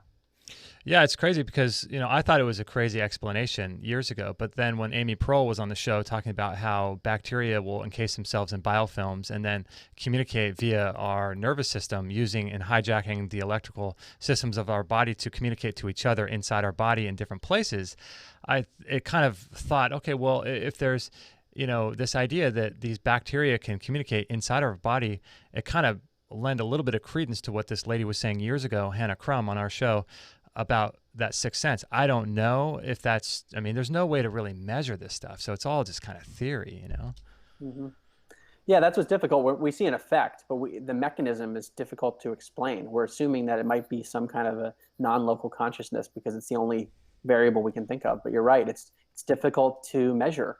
But maybe that's part of how this all works. If this idea that consciousness is primary is correct, then really everything is consciousness. Everything is just a modulation of consciousness, even things that we think to be solid matter. And we know from physics that atoms are mostly empty space, and when we're not looking at them, they behave like waves. So everything is really just consciousness. And if that's the case, then we're consciousness trying to measure ourselves. It might not be doable in the way that we can seem to measure other things. Yeah, I know. It's crazy. There's a question in the chat room. I'm not sure this is really relevant. Anything on testicular cancer, the inflammation of, you're not a doctor and I'm not a doctor. Yeah, that might be a different type of thing to look into. But there's something I was reading years ago, and it was a study about rats and rats in a maze, and what they would do is when they would get to a certain part of the maze, they would be shocked, but then at the time that they were shocked, they would be also, I think there was some sort of exposure to some sort of orange peel smell, and they were shocked at the exact time that they got to this part of the maze. And then what they did was they had the offspring, and like 3 or 4 generations down the line, their same offspring would have a nervous reaction and stop at that point in the maze. Even when they weren't shocked, they would just be going through the maze, and somehow the cellular stress or trauma, like you were just talking about, stored in the body, somehow that went down to multiple generations beneath the initial rat in the experiment, which I thought was fascinating. Mm-hmm. Yeah. And this is what many scientists now are calling epigenetics, as I understand it. And Dr. Bruce Lipton and other people are talking about this. The idea that events that happen to our ancestors are actually stored somehow biologically and passed on. So it's a whole new perspective on mental illness, or the way that we think about our own tendencies and our thoughts and our fears and even desires, maybe, that we're being affected genetically by what happened to those that came before us. Mm-hmm. Just like a very new way of thinking about everything, really. Mm-hmm. Yeah, there's a few doctors on our show. There's a medical doctor who I'm friends with and who describes this so eloquently on our show, Dr. Richard Massey, and he was a anesthesiologist, so he comes from a purely scientific medical background. And now his whole entire work, he doesn't even practice medicine anymore. He does this work in what's called recall healing, and this is exactly what you're talking about, how there's some sort of transference of energy that happens to our nervous system based on the traumas right now they're able to measure the last 3 generations and things that happened in their life. And somehow we're recreating these same sort of traumatic events and issues in our body based on these experiences from our ancestors.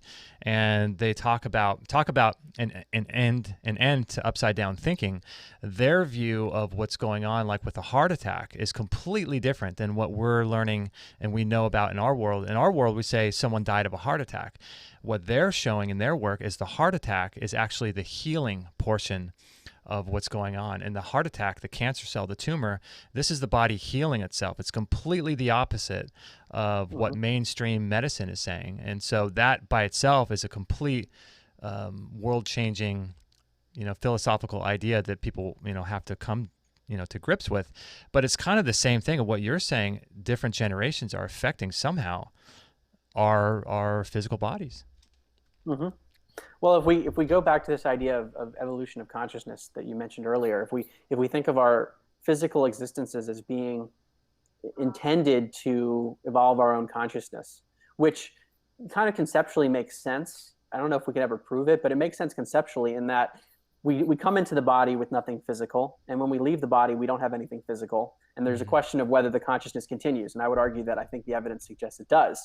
So then all we have left is our consciousness. And all that's happened is that our consciousness has evolved or not. And maybe that's what the life review is suggesting. So that might lead us to recontextualize the physical things that happen to us. Maybe disease or illness, whether it's physical or mental, maybe those are just signs that our body's trying to heal itself. And we view it negatively because of our philosophical biases in society. But perhaps it is a healing. And it's just kind of a warning sign that there is something to be healed. So rather than resisting it, maybe accepting it and then trying to heal whatever is underlying that trauma, perhaps that could help us get to the root of certain illnesses. Mm-hmm. Yeah, it's a fascinating work because it's completely diametrically opposed to what we're learning in medical science. Is this idea that the heart attack itself is the body's actually ability to heal itself, or the cancer cell, that's the body healing itself, and we're taught completely the opposite. And I just find it super, super fascinating. And there's a lot of books written on recall healing. We've had a few guests on the show. If people are interested in doing some more research on it, Dr. Richard Massey, he's a French physician, Gilbert Renaud or Gilbert Renaud, I think is how you say his name. We've had, a number of different people, doctors, on the show talking about recall healing. And it's fascinating when you read and you learn about how this is affecting people and how they're able to overcome some of these catastrophic diseases without doing chelation therapy or IV therapy or cleansing or detox. It's almost like the story you shared with Anita Morjani, but these people are actually doing some spiritual work to overcome these things. Mm-hmm. So you're reminding me of other cases that relate to past lives and how it affects the physical form. There was an interview that I first heard on Laura Power's Healing Powers. She interviewed a woman named Myra Kelly, who was a corporate attorney working in a very traditional job. And she started to get horrible TMJ pain in her jaw. And the doctors couldn't figure out what it was. They wanted to operate on her jaw. And she decided to do hypnosis, past life regression hypnotherapy, where you go in under a hypnotic state where I guess some of these clouds are being removed in your sky so that you can allow in consciousness from a previous life or something like that. And I think she tried it once and nothing happened. And then the second time, or maybe another time she tried it, she had this flashback to being a slave where she had like a chain around her neck and it was rubbing up against her jaw in the exact spot that it hurt. Wow. And when she came out of that, then all of a sudden her TMJ went away and the doctors couldn't understand what it was. So there might have been something therapeutic in this recall under hypnosis. And it actually led her to stop being an attorney. And now I'm not sure if she still does it, but for a period of time, she was doing past life regression hypnosis as like a therapist, where she was administering it because she was so compelled by it. Gosh, the more you look into all this stuff, the more you start seeing this compelling evidence of people, whether it's scientific or anecdotal. But hey, Mark, when does your podcast come out? When are you going to launch that? Still not sure. I'm hoping in the first half of 2019, but I'm working with producers and we want to make it really well refined and pick the right time for it. I would love for it to be out tomorrow. I've recorded interviews with about 50 people, but they want to make it sound good and they want to bring it out in the right way. Nice. That's awesome. Which is good. So what do you think, or what do you make of the work of Dr. Bruce Lipton and his subconscious mind and subconscious reality? Like, a lot of people are saying that, this is the autopilot of our health. So we can say these mantras to ourselves all the time, like, I'm healthy, I'm financially wealthy, I'm successful, I'm happy. But if your subconscious mind doesn't believe it, then it really doesn't matter. And so the crux of their work is sort of reprogramming the subconscious mind so you actually believe these sort of mantras that you tell yourself. What do you make of the subconscious mind, and how do you think in your research that affects us and where it comes from and all of that? Well, now I'm very open to that idea. And I think even from a conventional viewpoint, there are subconscious beliefs that we all hold. The question is, how do those impact reality? And if you think, again, conceptually, that we're living in the stream of consciousness, then the material world is actually a byproduct of consciousness. And therefore, at least in theory, it would be malleable based on the state of consciousness. So we could then change our consciousness to shift the reality that we're in. And there seems to be emerging evidence that that is the case, at least at a very small scale. So I have a whole chapter on this effect. It's known as psychokinesis. So it's the way in which the mind can affect physical matter without touching anything.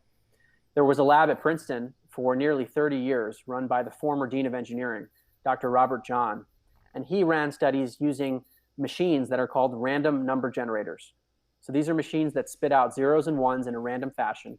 And when you look at the string of zeros and ones that are generated over a long period of time, you end up with 50% ones, 50% zeros, because it's totally random. However, when people are asked to put their mental attention to the machine and try to will it with their mind to produce more ones and zeros, we end up getting a very small but highly statistically significant effect, which suggests that the machine is being influenced by the person's mind. Okay, so if we just suspend disbelief for a second and accept that, and going back to your initial question about, like, can our beliefs, whether subconscious or conscious, can those affect reality? I think there is clinical scientific evidence which is suggesting that our mind does affect the physical world, at least in a small way. And therefore, I think it makes a lot of sense to think hard about our subconscious beliefs and our conscious beliefs, but doing things to try to program whatever systems we have in place to try to make them as positive as possible. Yeah, the subconscious mind is interesting. A lot of people say that it sort of develops and gets created based on who we're exposed to and actually what we're exposed to in the first 7 years of life. I think Dr. Dispenza and Dr. Bruce Lipton talk about that, like what conversations we're listening to from our parents, and is it negative or positive? And, that all affects the sort of default autopilot state of our thinking, and somehow that translates to the kind of lives that we live and all of that. Yeah. And even beyond those early years in life, if there are past lives that are influencing our preferences or our fears or epigenetic. So there are just many factors, whether it's the subconscious or these other areas, that are affecting how we behave in the world and perhaps even our health. So bringing attention to these topics, I think, is really critical if we want to advance. Hmm.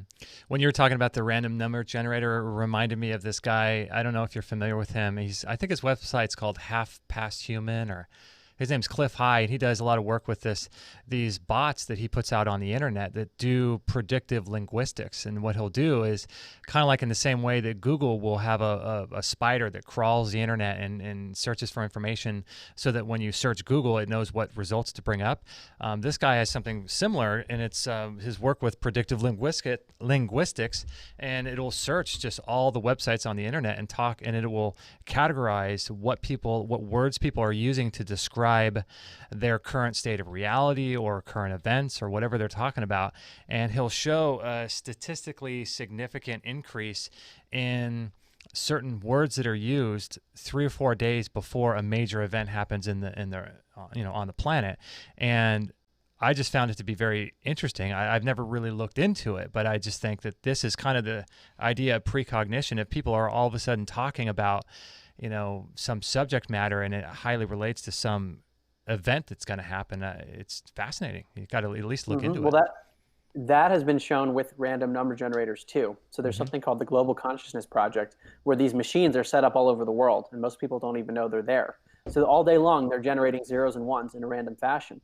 The researchers, like Dr. Roger Nelson, who used to be at Princeton and is running this, they look at the statistics again to see if the machines behave slightly differently when there's a major world event, like 9/11 or Princess Diana's death. And what they find is that the machines do behave non-randomly, where it's like slightly more ones than zeros, again, using statistics, during these times where many people around the globe are focused on the same event. Now, to your point about precognition, they showed a precognitive effect around 9/11. So the machine started behaving non-randomly before the event happened. So it's like a precognitive psychokinesis or something like that. But it seems like there was the collective consciousness or whatever it was had an inkling that this was going to happen, like a premonition. Isn't that bizarre? So people maybe in their nervous system or maybe even their thoughts, but they didn't really think about it too much. They just sort of knew that something bizarre was going to happen, you think? Yeah, maybe. Or maybe that was the highly probable future at the time. And because consciousness is beyond all space and time, it was able to reach forward and acknowledge that or know it. Mm-hmm. Are you familiar with that study they did? I'm kind of butcher it because I'm just going completely off memory on this, and maybe if you know, you can enlighten me on it. But it's this idea of they're trying to teach monkeys to open coconuts, and they were doing this on an island somewhere off the coast of Japan. And what they were doing was they were teaching them to open the coconuts, and somehow other monkeys of the same species on different islands, hundreds of miles away, as soon as those monkeys began to learn how to open the coconut and get the meat out and get the liquid out, the coconut water, other monkeys started doing this too. And it's like the Roger Bannister effect, like the 4-minute mile. So something is happening with these experiments and things, right? I mean, somehow this information being transferred to other people, other sentient beings, right? I've heard the monkey study. I actually don't know like how it was done or if it's been replicated, but this idea of a shared consciousness and where if something is achieved, then it's shared throughout the species. I'm certainly open to that idea now. If we're part of the same consciousness, then it might make sense that like if there's maybe a critical mass, then collectively it's understood. And I don't know. This is one of those things that has to be looked into further. But this idea that the random number generators are behaving based on the collective thinking of the planet, or at least maybe what the majority of people are thinking, that suggests that there is some collective effect of consciousness. Mm-hmm. Super fascinating when you start looking at all this. And are you going to be working on other books, or are you going to be doing other projects? What's next for you? That's a good question. I really don't know. I mean, I just got into this because I was interested. I ended up researching for a year, basically, after I heard you interview Laura Powers, just because I wanted to know, and it really rocked my world. So I wanted to know everything. And then after that, I decided to write the book, and I just basically summarized my research pretty quickly and then published it. And so now here I am speaking about the topics because I think they're important and because I'm interested. And so I guess I'll take things where they lead. I'm always reading and researching and trying to learn new things. And if the inspiration comes for a new book, I'll do that.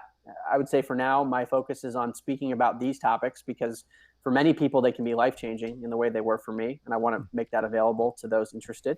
And I think the podcast that I'm working on will be another way of bringing that information to people. Mm-hmm. And how is this translated to your life? Now you have more of a logical reason for why you might want to be nice to the guy next to you or the guy driving down the road, or understanding a little bit more how we're all connected and trying to tap into something greater for yourself. How has this affected your life, do you think, this new understanding? Maybe the biggest thing is the idea that consciousness doesn't die when the body dies. The idea that the body's not it. I think it takes a lot of the pressure off. But then in other ways, the life review and other phenomena like that put the pressure back on and give us a much greater sense of accountability. Mm-hmm. Versus if you think you die and that's it, and doesn't really matter what happens to others around you, then you're not accountable beyond when you're living and whatever you want to make it up in your mind. So there is a greater sense of accountability and maybe just like perhaps purpose. This idea of consciousness evolving, that seems to me to make more sense than anything else I've come across, even though I don't know if it can ever be proven. It comes up across many different cultures and mystical traditions, and it's described in altered states of consciousness that we're here to evolve consciousness. So that is just giving me a different outlook when I think about myself, is just trying to continually evolve to understand reality in the best way I can. And what I found just anecdotally with those who have kind of had this shift where they used to think one way based on the mainstream and then have shifted into appreciating perhaps that their identity is their consciousness, I've found that their lives have shifted in a very positive direction. So in terms of my own meaning, I'm finding a lot more meaning than I used to generally, and it's directed in this area of bringing knowledge to people in the hopes that it can help them. Mm-hmm. Do you think that there is such a thing as karma? Something that does come up a lot, and I think the life review alludes to that, mm-hmm. where if you're judging yourself for how you acted in this life, which to me opens up the possibility that there could be kind of a corrective mechanism where maybe in the next life you want to work on something that you didn't do as well. Mm-hmm. It's a concept that comes up so often that I'm very open to it. I wonder how and if it could ever be proven, but it does seem like the circumstances in one's life might be like the biological suit that we inhabit, if we want to think of the body as a vessel, mm-hmm. enables very specific life experiences. Mm-hmm. Right. Like my life is totally different than someone else's life in Africa, for example. I just have different experiences that will enable me to have different learning experiences. And you could take the perspective that none is better than another. They're just different. Mm-hmm. And how are those determined? Like, is it determined which body you come into first, which one you come into? Like, if there is reincarnation, to think that it's just a totally random process, I mean, maybe it is, but maybe there's some mechanism behind it. And maybe the mechanism is determined by what happened in a previous life. Mm-hmm. And then the ideas of karma start to make a lot more sense. Yeah, it's a weird thing to think about, this idea that consciousness wants to be creative and learn and use you as a vessel in order to experience something in this reality. And so that's a weird kind of bizarre concept, because Michael Jordan is going to experience things in life that you and I will never experience, like what it's like to jump from the free throw line and dunk a basketball. Like, you and I will never get to experience that. So can it be said that consciousness at some point wants to inhabit a body that will be creative and to use that body to the full extent that it can, so that it's almost like consciousness is God? But if it's like, it just doesn't make any sense to me, because like if you're consciousness, you would know what that's like anyway, but maybe you need a body to be able to get satisfaction from these types of tasks, Yeah, I've heard lots of theories like this. It's like consciousness almost veiling itself so that it can re-experience and have creativity, whereas if it just knew everything, it wouldn't have those same experiences. Mm-hmm. Again, I don't know how that could ever be proven, but when we get into questions like why questions, why is it happening this way? I just wonder if we are inherently limited by our brain in terms of what we can actually comprehend. Mm. So I like to think of things, I think it's Flatland, which you mentioned, where if you imagine we're all in 2D land, like two-dimensional land, like a piece of paper. Uh-huh. If you imagine a sphere going through 2D land, at first the point hits the paper. So everyone in 2D land points and says, like, look, there's a point. And then the sphere goes down further and there's a cross section, so you have a circle. And everyone says, look, there's a circle. And then the circle gets bigger as you get to the widest point of the sphere. And then the circle gets smaller, and then it collapses into a point, and then that's it. So from the perspective of 2D land, all you see is a point, different sizes of a circle, and then a point, and then nothing. Right. Whereas the whole time it's just been a sphere. So maybe it's something like that where we can only see a cross section or comprehend a cross section, whereas something much bigger is happening that we could never actually talk about in a logical way. Mm-hmm. Yeah, that is a good book. That book, Flatline, so simple and so interesting. It's bringing a three-dimensional approach to a two-dimensional reality and describing what someone in a two-dimensional reality would actually be seeing if they were exposed to another dimension. And this idea that perhaps there's other dimensions that we're not being, exposed to. A listener in the chat room, Brendan, wants to know what's your definition of the word consciousness? I'll preface the definition by saying that any definition is perhaps too limiting. And I use this in a footnote because I didn't want to distract people in the book. But like, if consciousness is everything and is intangible, even to use language to describe it puts on a limitation that shouldn't be there. But given that we communicate in a world using language, the way I like to think about consciousness is to say that when I am speaking, if I am speaking to you, Justin, the I, that subjective inner experience or awareness, that's what I mean by consciousness. Interesting. Okay, that's good. All right, Mark. Well, I think we're going to wrap it up because we've been going a little bit longer than we originally planned. So, man, your work is just awesome. I love listening to you, and your book is amazing, and it's just so cool. So I'm really excited about your podcast coming out. Tell people about the format of it and who you've interviewed and how long the shows are and all that stuff. So I've interviewed about 50 people, so scientists ranging from Nobel Prize winner in physics, Brian Josephson, who in my book, I quote him as saying he thinks telepathy is real and that quantum physics can prove it. So he's someone super credible who is saying that these things are real. People like Dean Radin, who has studied telepathy and things like it for about 40 years. And then people who have had near-death experiences like Dr. Eben Alexander and people in that realm. So it's basically a lot of the people that I talk about in my book and a lot of the concepts, and those are discussed in the podcast. Now, in terms of the format, at some point we will release the full-length episodes, but the way we'll likely release kind of the main event is going to be more of a conversation between me and my producer. And my producer is in the media world, really in the sports arena typically. So a lay person, and we wanted to do that on purpose, where he's having a conversation with me. And we'll take clips from my various interviews and splice them into the conversation. But we want it to be a very creative piece that anyone can understand. And that's the purpose of it. Oh my gosh. So is that going to be on video or just audio, do you think? Just audio, audio. And we'll have music and it will be well produced, but it will be more like a story in the hopes of getting people to really engage with the topic. And if they want to hear the full length interviews, some of my interviews, they go from 1 to 2 hours. We'll make those available separately. Wow. Will all of that be available, do you think, on iTunes or, any place people get podcasts? Probably. Yeah, probably. But we're still figuring out the mechanics and how we're going to release everything. We want to do it in a way that has the most impact and gets to the most people. Man, that's going to require a lot of editing and a lot of sound editing and work like that. But that's really a unique way of doing it. Yeah, it will. And it already is. I mean, we've got the scripts for season 1, and we're continuing to go back and forth on how the conversation between me and my producer should go. But I think if we can condense it and make it digestible, it could be the kind of thing that really transforms people. Wow. And how long are the episodes going to be? Not sure yet. Okay. We want to make them pretty short. Okay. Because people have a limited attention span, right. But some might require longer. So I don't know, maybe an average of 30 minutes or so, but we're still trying to figure that out. Okay, cool. And then are you going to release them like 1 a week or more frequent than that, you think? That's another one we're trying to figure out. Because in the first season, for example, there might be 8 to 10 episodes. And when we release those, we want to give people time to absorb, and we might want to get feedback before we release the next one. So it'll probably be staged. I don't think we would release all of them at once. That's really cool because you could have a conversation with your producer like you're going to do, and then you could almost like use snippets of many different people. So one person, if you did an interview with a person for 2 hours, you might be able to use different snippets to support and buttress different arguments you're using in multiple different episodes. So it could be used almost forever, right? Yes, exactly. And the way it will be structured, at least in the beginning, is to have episodes concentrated on a single topic.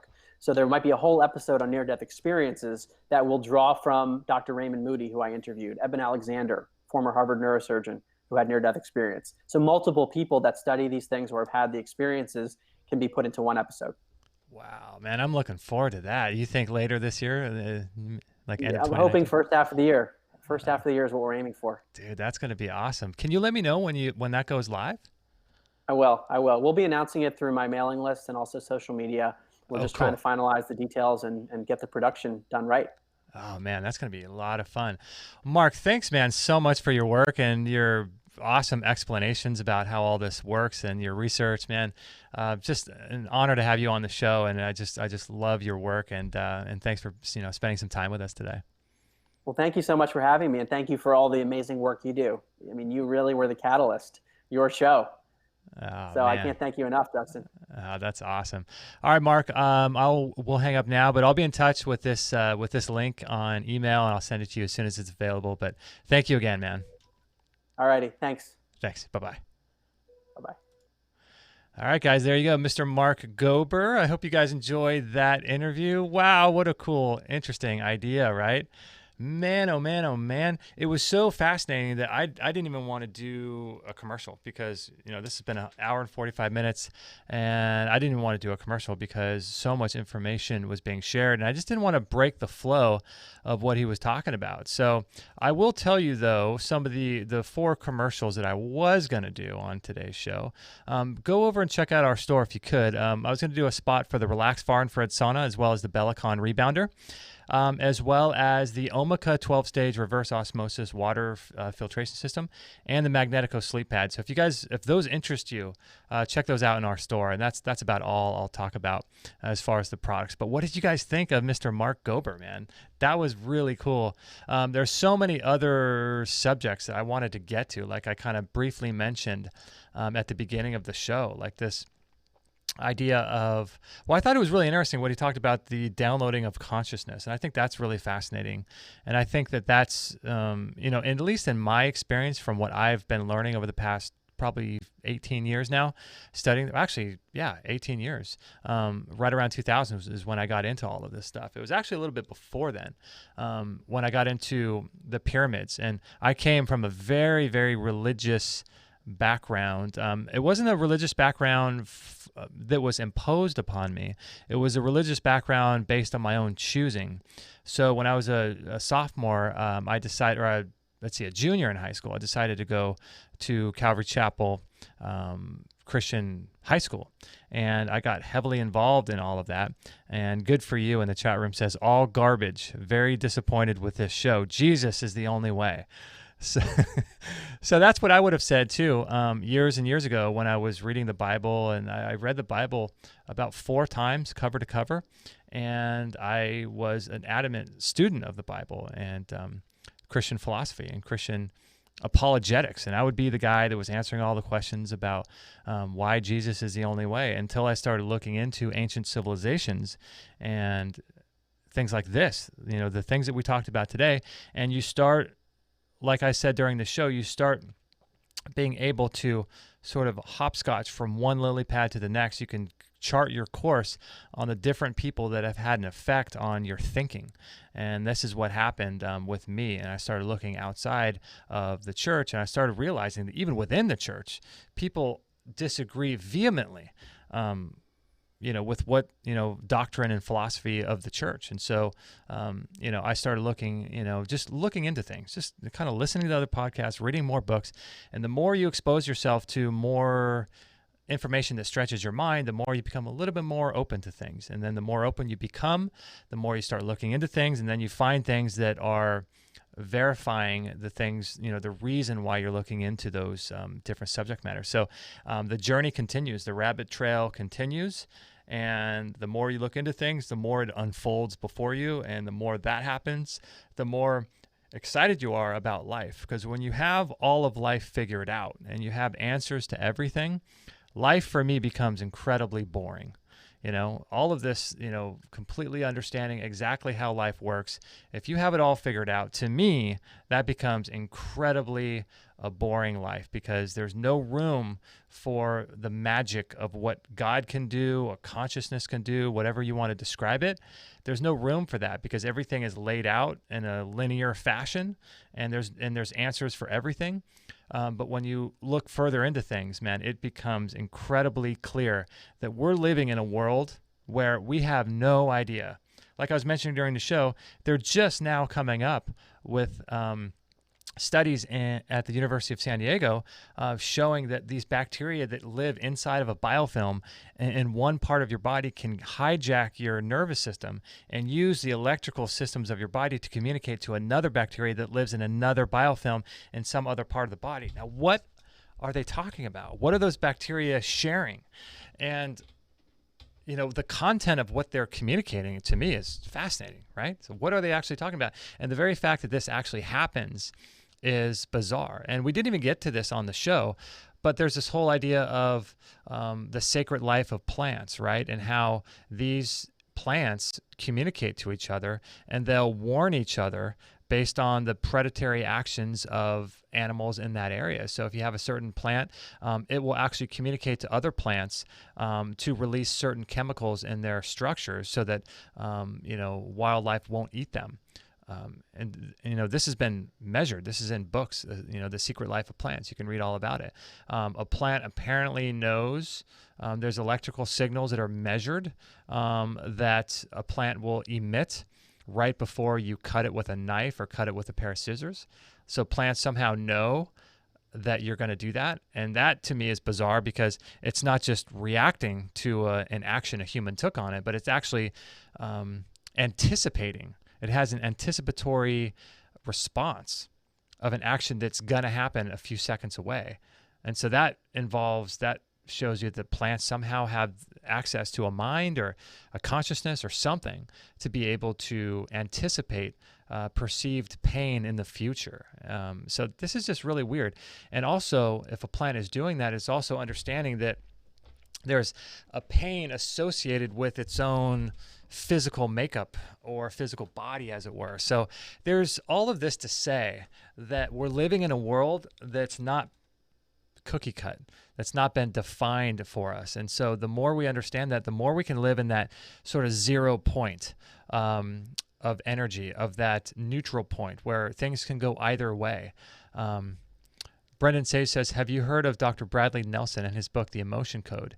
He uses muscle testing and magnets to release blocked traumas in the past and past lives. Brendan, yeah, we've had him on the show. I think we may have had him on twice. If you look through our archives, we've done 2 shows, I believe, with Dr. Bradley Nelson, The Emotion Code, and he's got something else called The Body Code as well, and that's translating his work to from the emotions to the body. Bradley Nelson's a really interesting guy. We should probably have him back on the show again. Yeah, these are all, so this is what I'm trying to sort of do on our iTunes feed, guys. If you guys are subscribed on iTunes, go ahead and do that, because what we're doing is we're releasing like 2 to 3 new shows per week, on iTunes. And then what we're also doing is we're actually producing more we're recording more shows than we're able to produce at this point. So what we're doing is we're releasing some of our best of content on iTunes. So Brendan, like you were saying, Bradley Nelson, I mean, not everyone is going to go through our 646 shows that we've done. Not everyone's going to go through our archives. And so the problem is that we've done these amazing interviews with people just like Mark Gober years ago, but no one hears them anymore because they're like 3 years old or 4 or 5 years old. So what we're doing now is on those other days of the week, like four or 5 days a week, we're releasing those episodes. So every single day on iTunes, you'll get a brand new episode, even though it's archived. And then 2 to 3 days a week, you'll get new shows that we've done in the recent month or so. So if you subscribe on iTunes, make sure to be aware of that, and you'll get access to all that stuff. But what did you guys think? So You're an Animal says here, we're recovering from blindness. Our small intestines produce MA for our gut bacteria to decode and initiate all kinds of metabolic processes. Yeah, that's kind of like what I was saying about that precognition with the sixth sense and what Hannah Crum was talking about our bacteria. Because to me, it would make sense, right? If our bacteria can communicate and hijack our nervous system and use the electrical systems of our body to communicate to each other, why wouldn't they be able to communicate to other bacteria living in other people's guts? And maybe that's why you just have maybe that's why you just connect with certain people. You don't know why, right? You just like, I really like that guy. I really like that girl, and I want to be friends with him or her. Maybe it's that. There's no way to really know that. But all of this kind of reminds me of the work of Paul Stamets and his work with mushrooms, and talking about the mycelia and how mycelia have been found in space, if you can imagine that. And mycelia have this incredible ability to communicate to each other almost like on an open network, kind of like Bitcoin or some of these open apps where everybody has access to it. And these mycelia communicate to each other in weird, bizarre ways. And in the same way that Amy Prohl was talking about bacteria and Mark Gober was talking about consciousness and how we're able to perceive some of this stuff, it's really bizarre how we're all connected to these things, and maybe mycelia and the bacteria that live in our gut are somehow live in that in-between stage of spirit and matter, where we're kind of utilizing their physical existence in order to expand our own mind and consciousness. And kind of like what we're saying during the show too, I thought it was interesting what he was saying about how consciousness wants to experience itself. And I wonder if the reason why we die is because we're no longer seeking new experiences. So the experiences that we're seeking in our life and trying to have are experiences that are uniquely defined to our own our life and our own body, right? But whatever that is, whatever those experiences are, it behooves us to fully express what that is for us. So if that means for you getting a job that really pushes you into sales and marketing, for example, because you have this sort of desire to learn more about that, maybe that's consciousness wanting to have you grow as a person so that you can experience what it's like to be a great salesperson. Or maybe you have a desire to travel the world like I did. And, I took a year off to travel around the world back in 2002. Actually, I left right after 9/11, and maybe that was my sacred contract, like Carolyn Mace talks about in her book, Sacred Contracts. Maybe that was my contract to go into the world and learn what it's like for other cultures to exist in Africa, in Asia, and everywhere that I went, and learning how they exist so that I can expand my own mind. And maybe consciousness wanted to use my body as a way to facilitate its own growth and its own desire to grow and expand through me. I mean, who knows when it comes down to all of this stuff, like he was saying right now, I mean, we just know so little. Like we'll never have answers to all of these questions, which is kind of a bummer. But Brendan Sage says, love that guy. He saved the world once already by saving bees. Oh, the guy that wrote The Sacred Life of Plants? Is that who you're talking about? Yeah. Yeah, it's interesting. All of this stuff, I think it gets into, like we were talking before on the show, recall healing, and how our own healing of our physical body isn't just tied to like certain foods that we eat. Oh, Paul Stamets, yeah. Certain foods that we eat or exercises that we do. There's something much, much deeper going on, and why certain people get sick. Like, for example, here's a great example, a couple examples. If everything were tied to the things that we eat, and there was nothing deeper going on, then how would you explain this? So chemotherapy, according to studies in Australia, has about 2 to 3 chance of success rate. And I guess you could say that this applies to my mom, because my mom has had multiple rounds of chemotherapy, all starting in 1995 when she got non-Hodgkin's lymphoma. Okay, so she shouldn't statistically be alive. Then you have someone like Anita Moorjani, who healed basically while in a coma in the hospital. Didn't do anything, right? Didn't change her diet, didn't change her exposure to blue light, which is toxic. She didn't change her exposure to anything that she did, her breathing, anything. She was in a coma, and she made a full recovery of stage 4 cancer while in a coma. And then you have stories like Jessica Ainscough, the wellness warrior who died back in 2015. She had a cancer. I forget what kind of cancer she had, but she did everything right? She was interviewing Anita Moorjani on her show. She was doing cleansing and detox and all the stuff right, and yet she still passed away. So something greater is at play here, and I think that the more we can tap into what's going on that's outside of ourselves, the more we can get closer to a healing in our own physical, mental, and emotional, spiritual well-being. And so I hope you guys enjoyed that show. This is really where I enjoy talking with people. I really enjoy it. And I really like talking about there's these deeper esoteric subject matters on our show. So go grab his book, Mark Gober. Follow him on Instagram, on Facebook, wherever he is. If you guys are watching on YouTube, there's a link to his book if you're interested, and in the comments or in the show notes down below the video, and there's a link to his website as well. Don't forget to check out our sponsors too, guys, if you can. I really appreciate it. It takes a lot of work to put these shows together and to prepare for them and produce them and all that good stuff. And so when you go to our store and support us that way, it really helps us keep doing these shows for free and offering this information for you guys. And these are all products that we use. These are products that we support and use on a regular basis, like the Relax Far Infrared Sauna, the Bellicon Rebounder, the Omica 12-stage RO water system, and all of these things are really, really important for all of us to improve our health. So go check out our store if you guys would, if you ever want to improve your health and use some products that might speed up that process. All right, guys. Well, I think I'm going to close it out there. I hope you guys have a great weekend.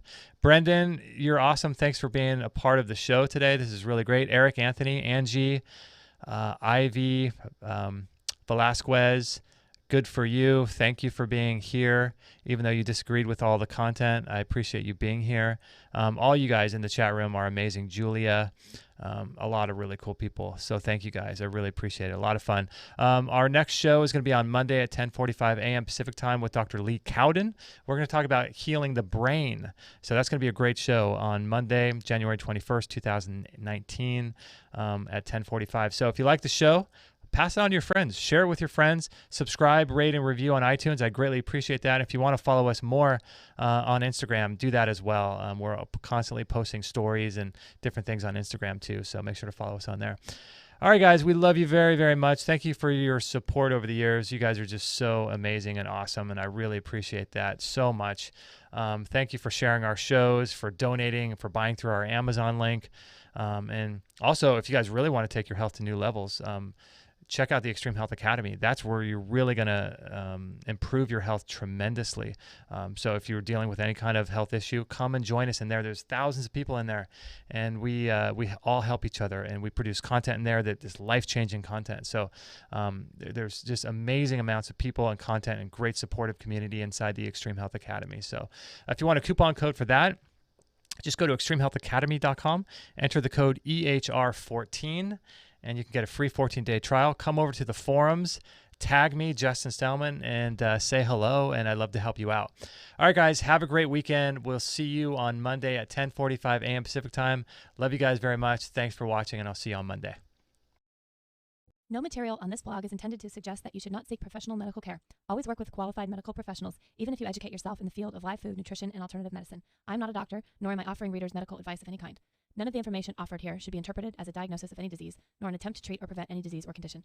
While information in this blog is discussed in the context of numerous conditions, it can be dangerous to take action based on any information in this blog or to start any health program without first consulting a health professional.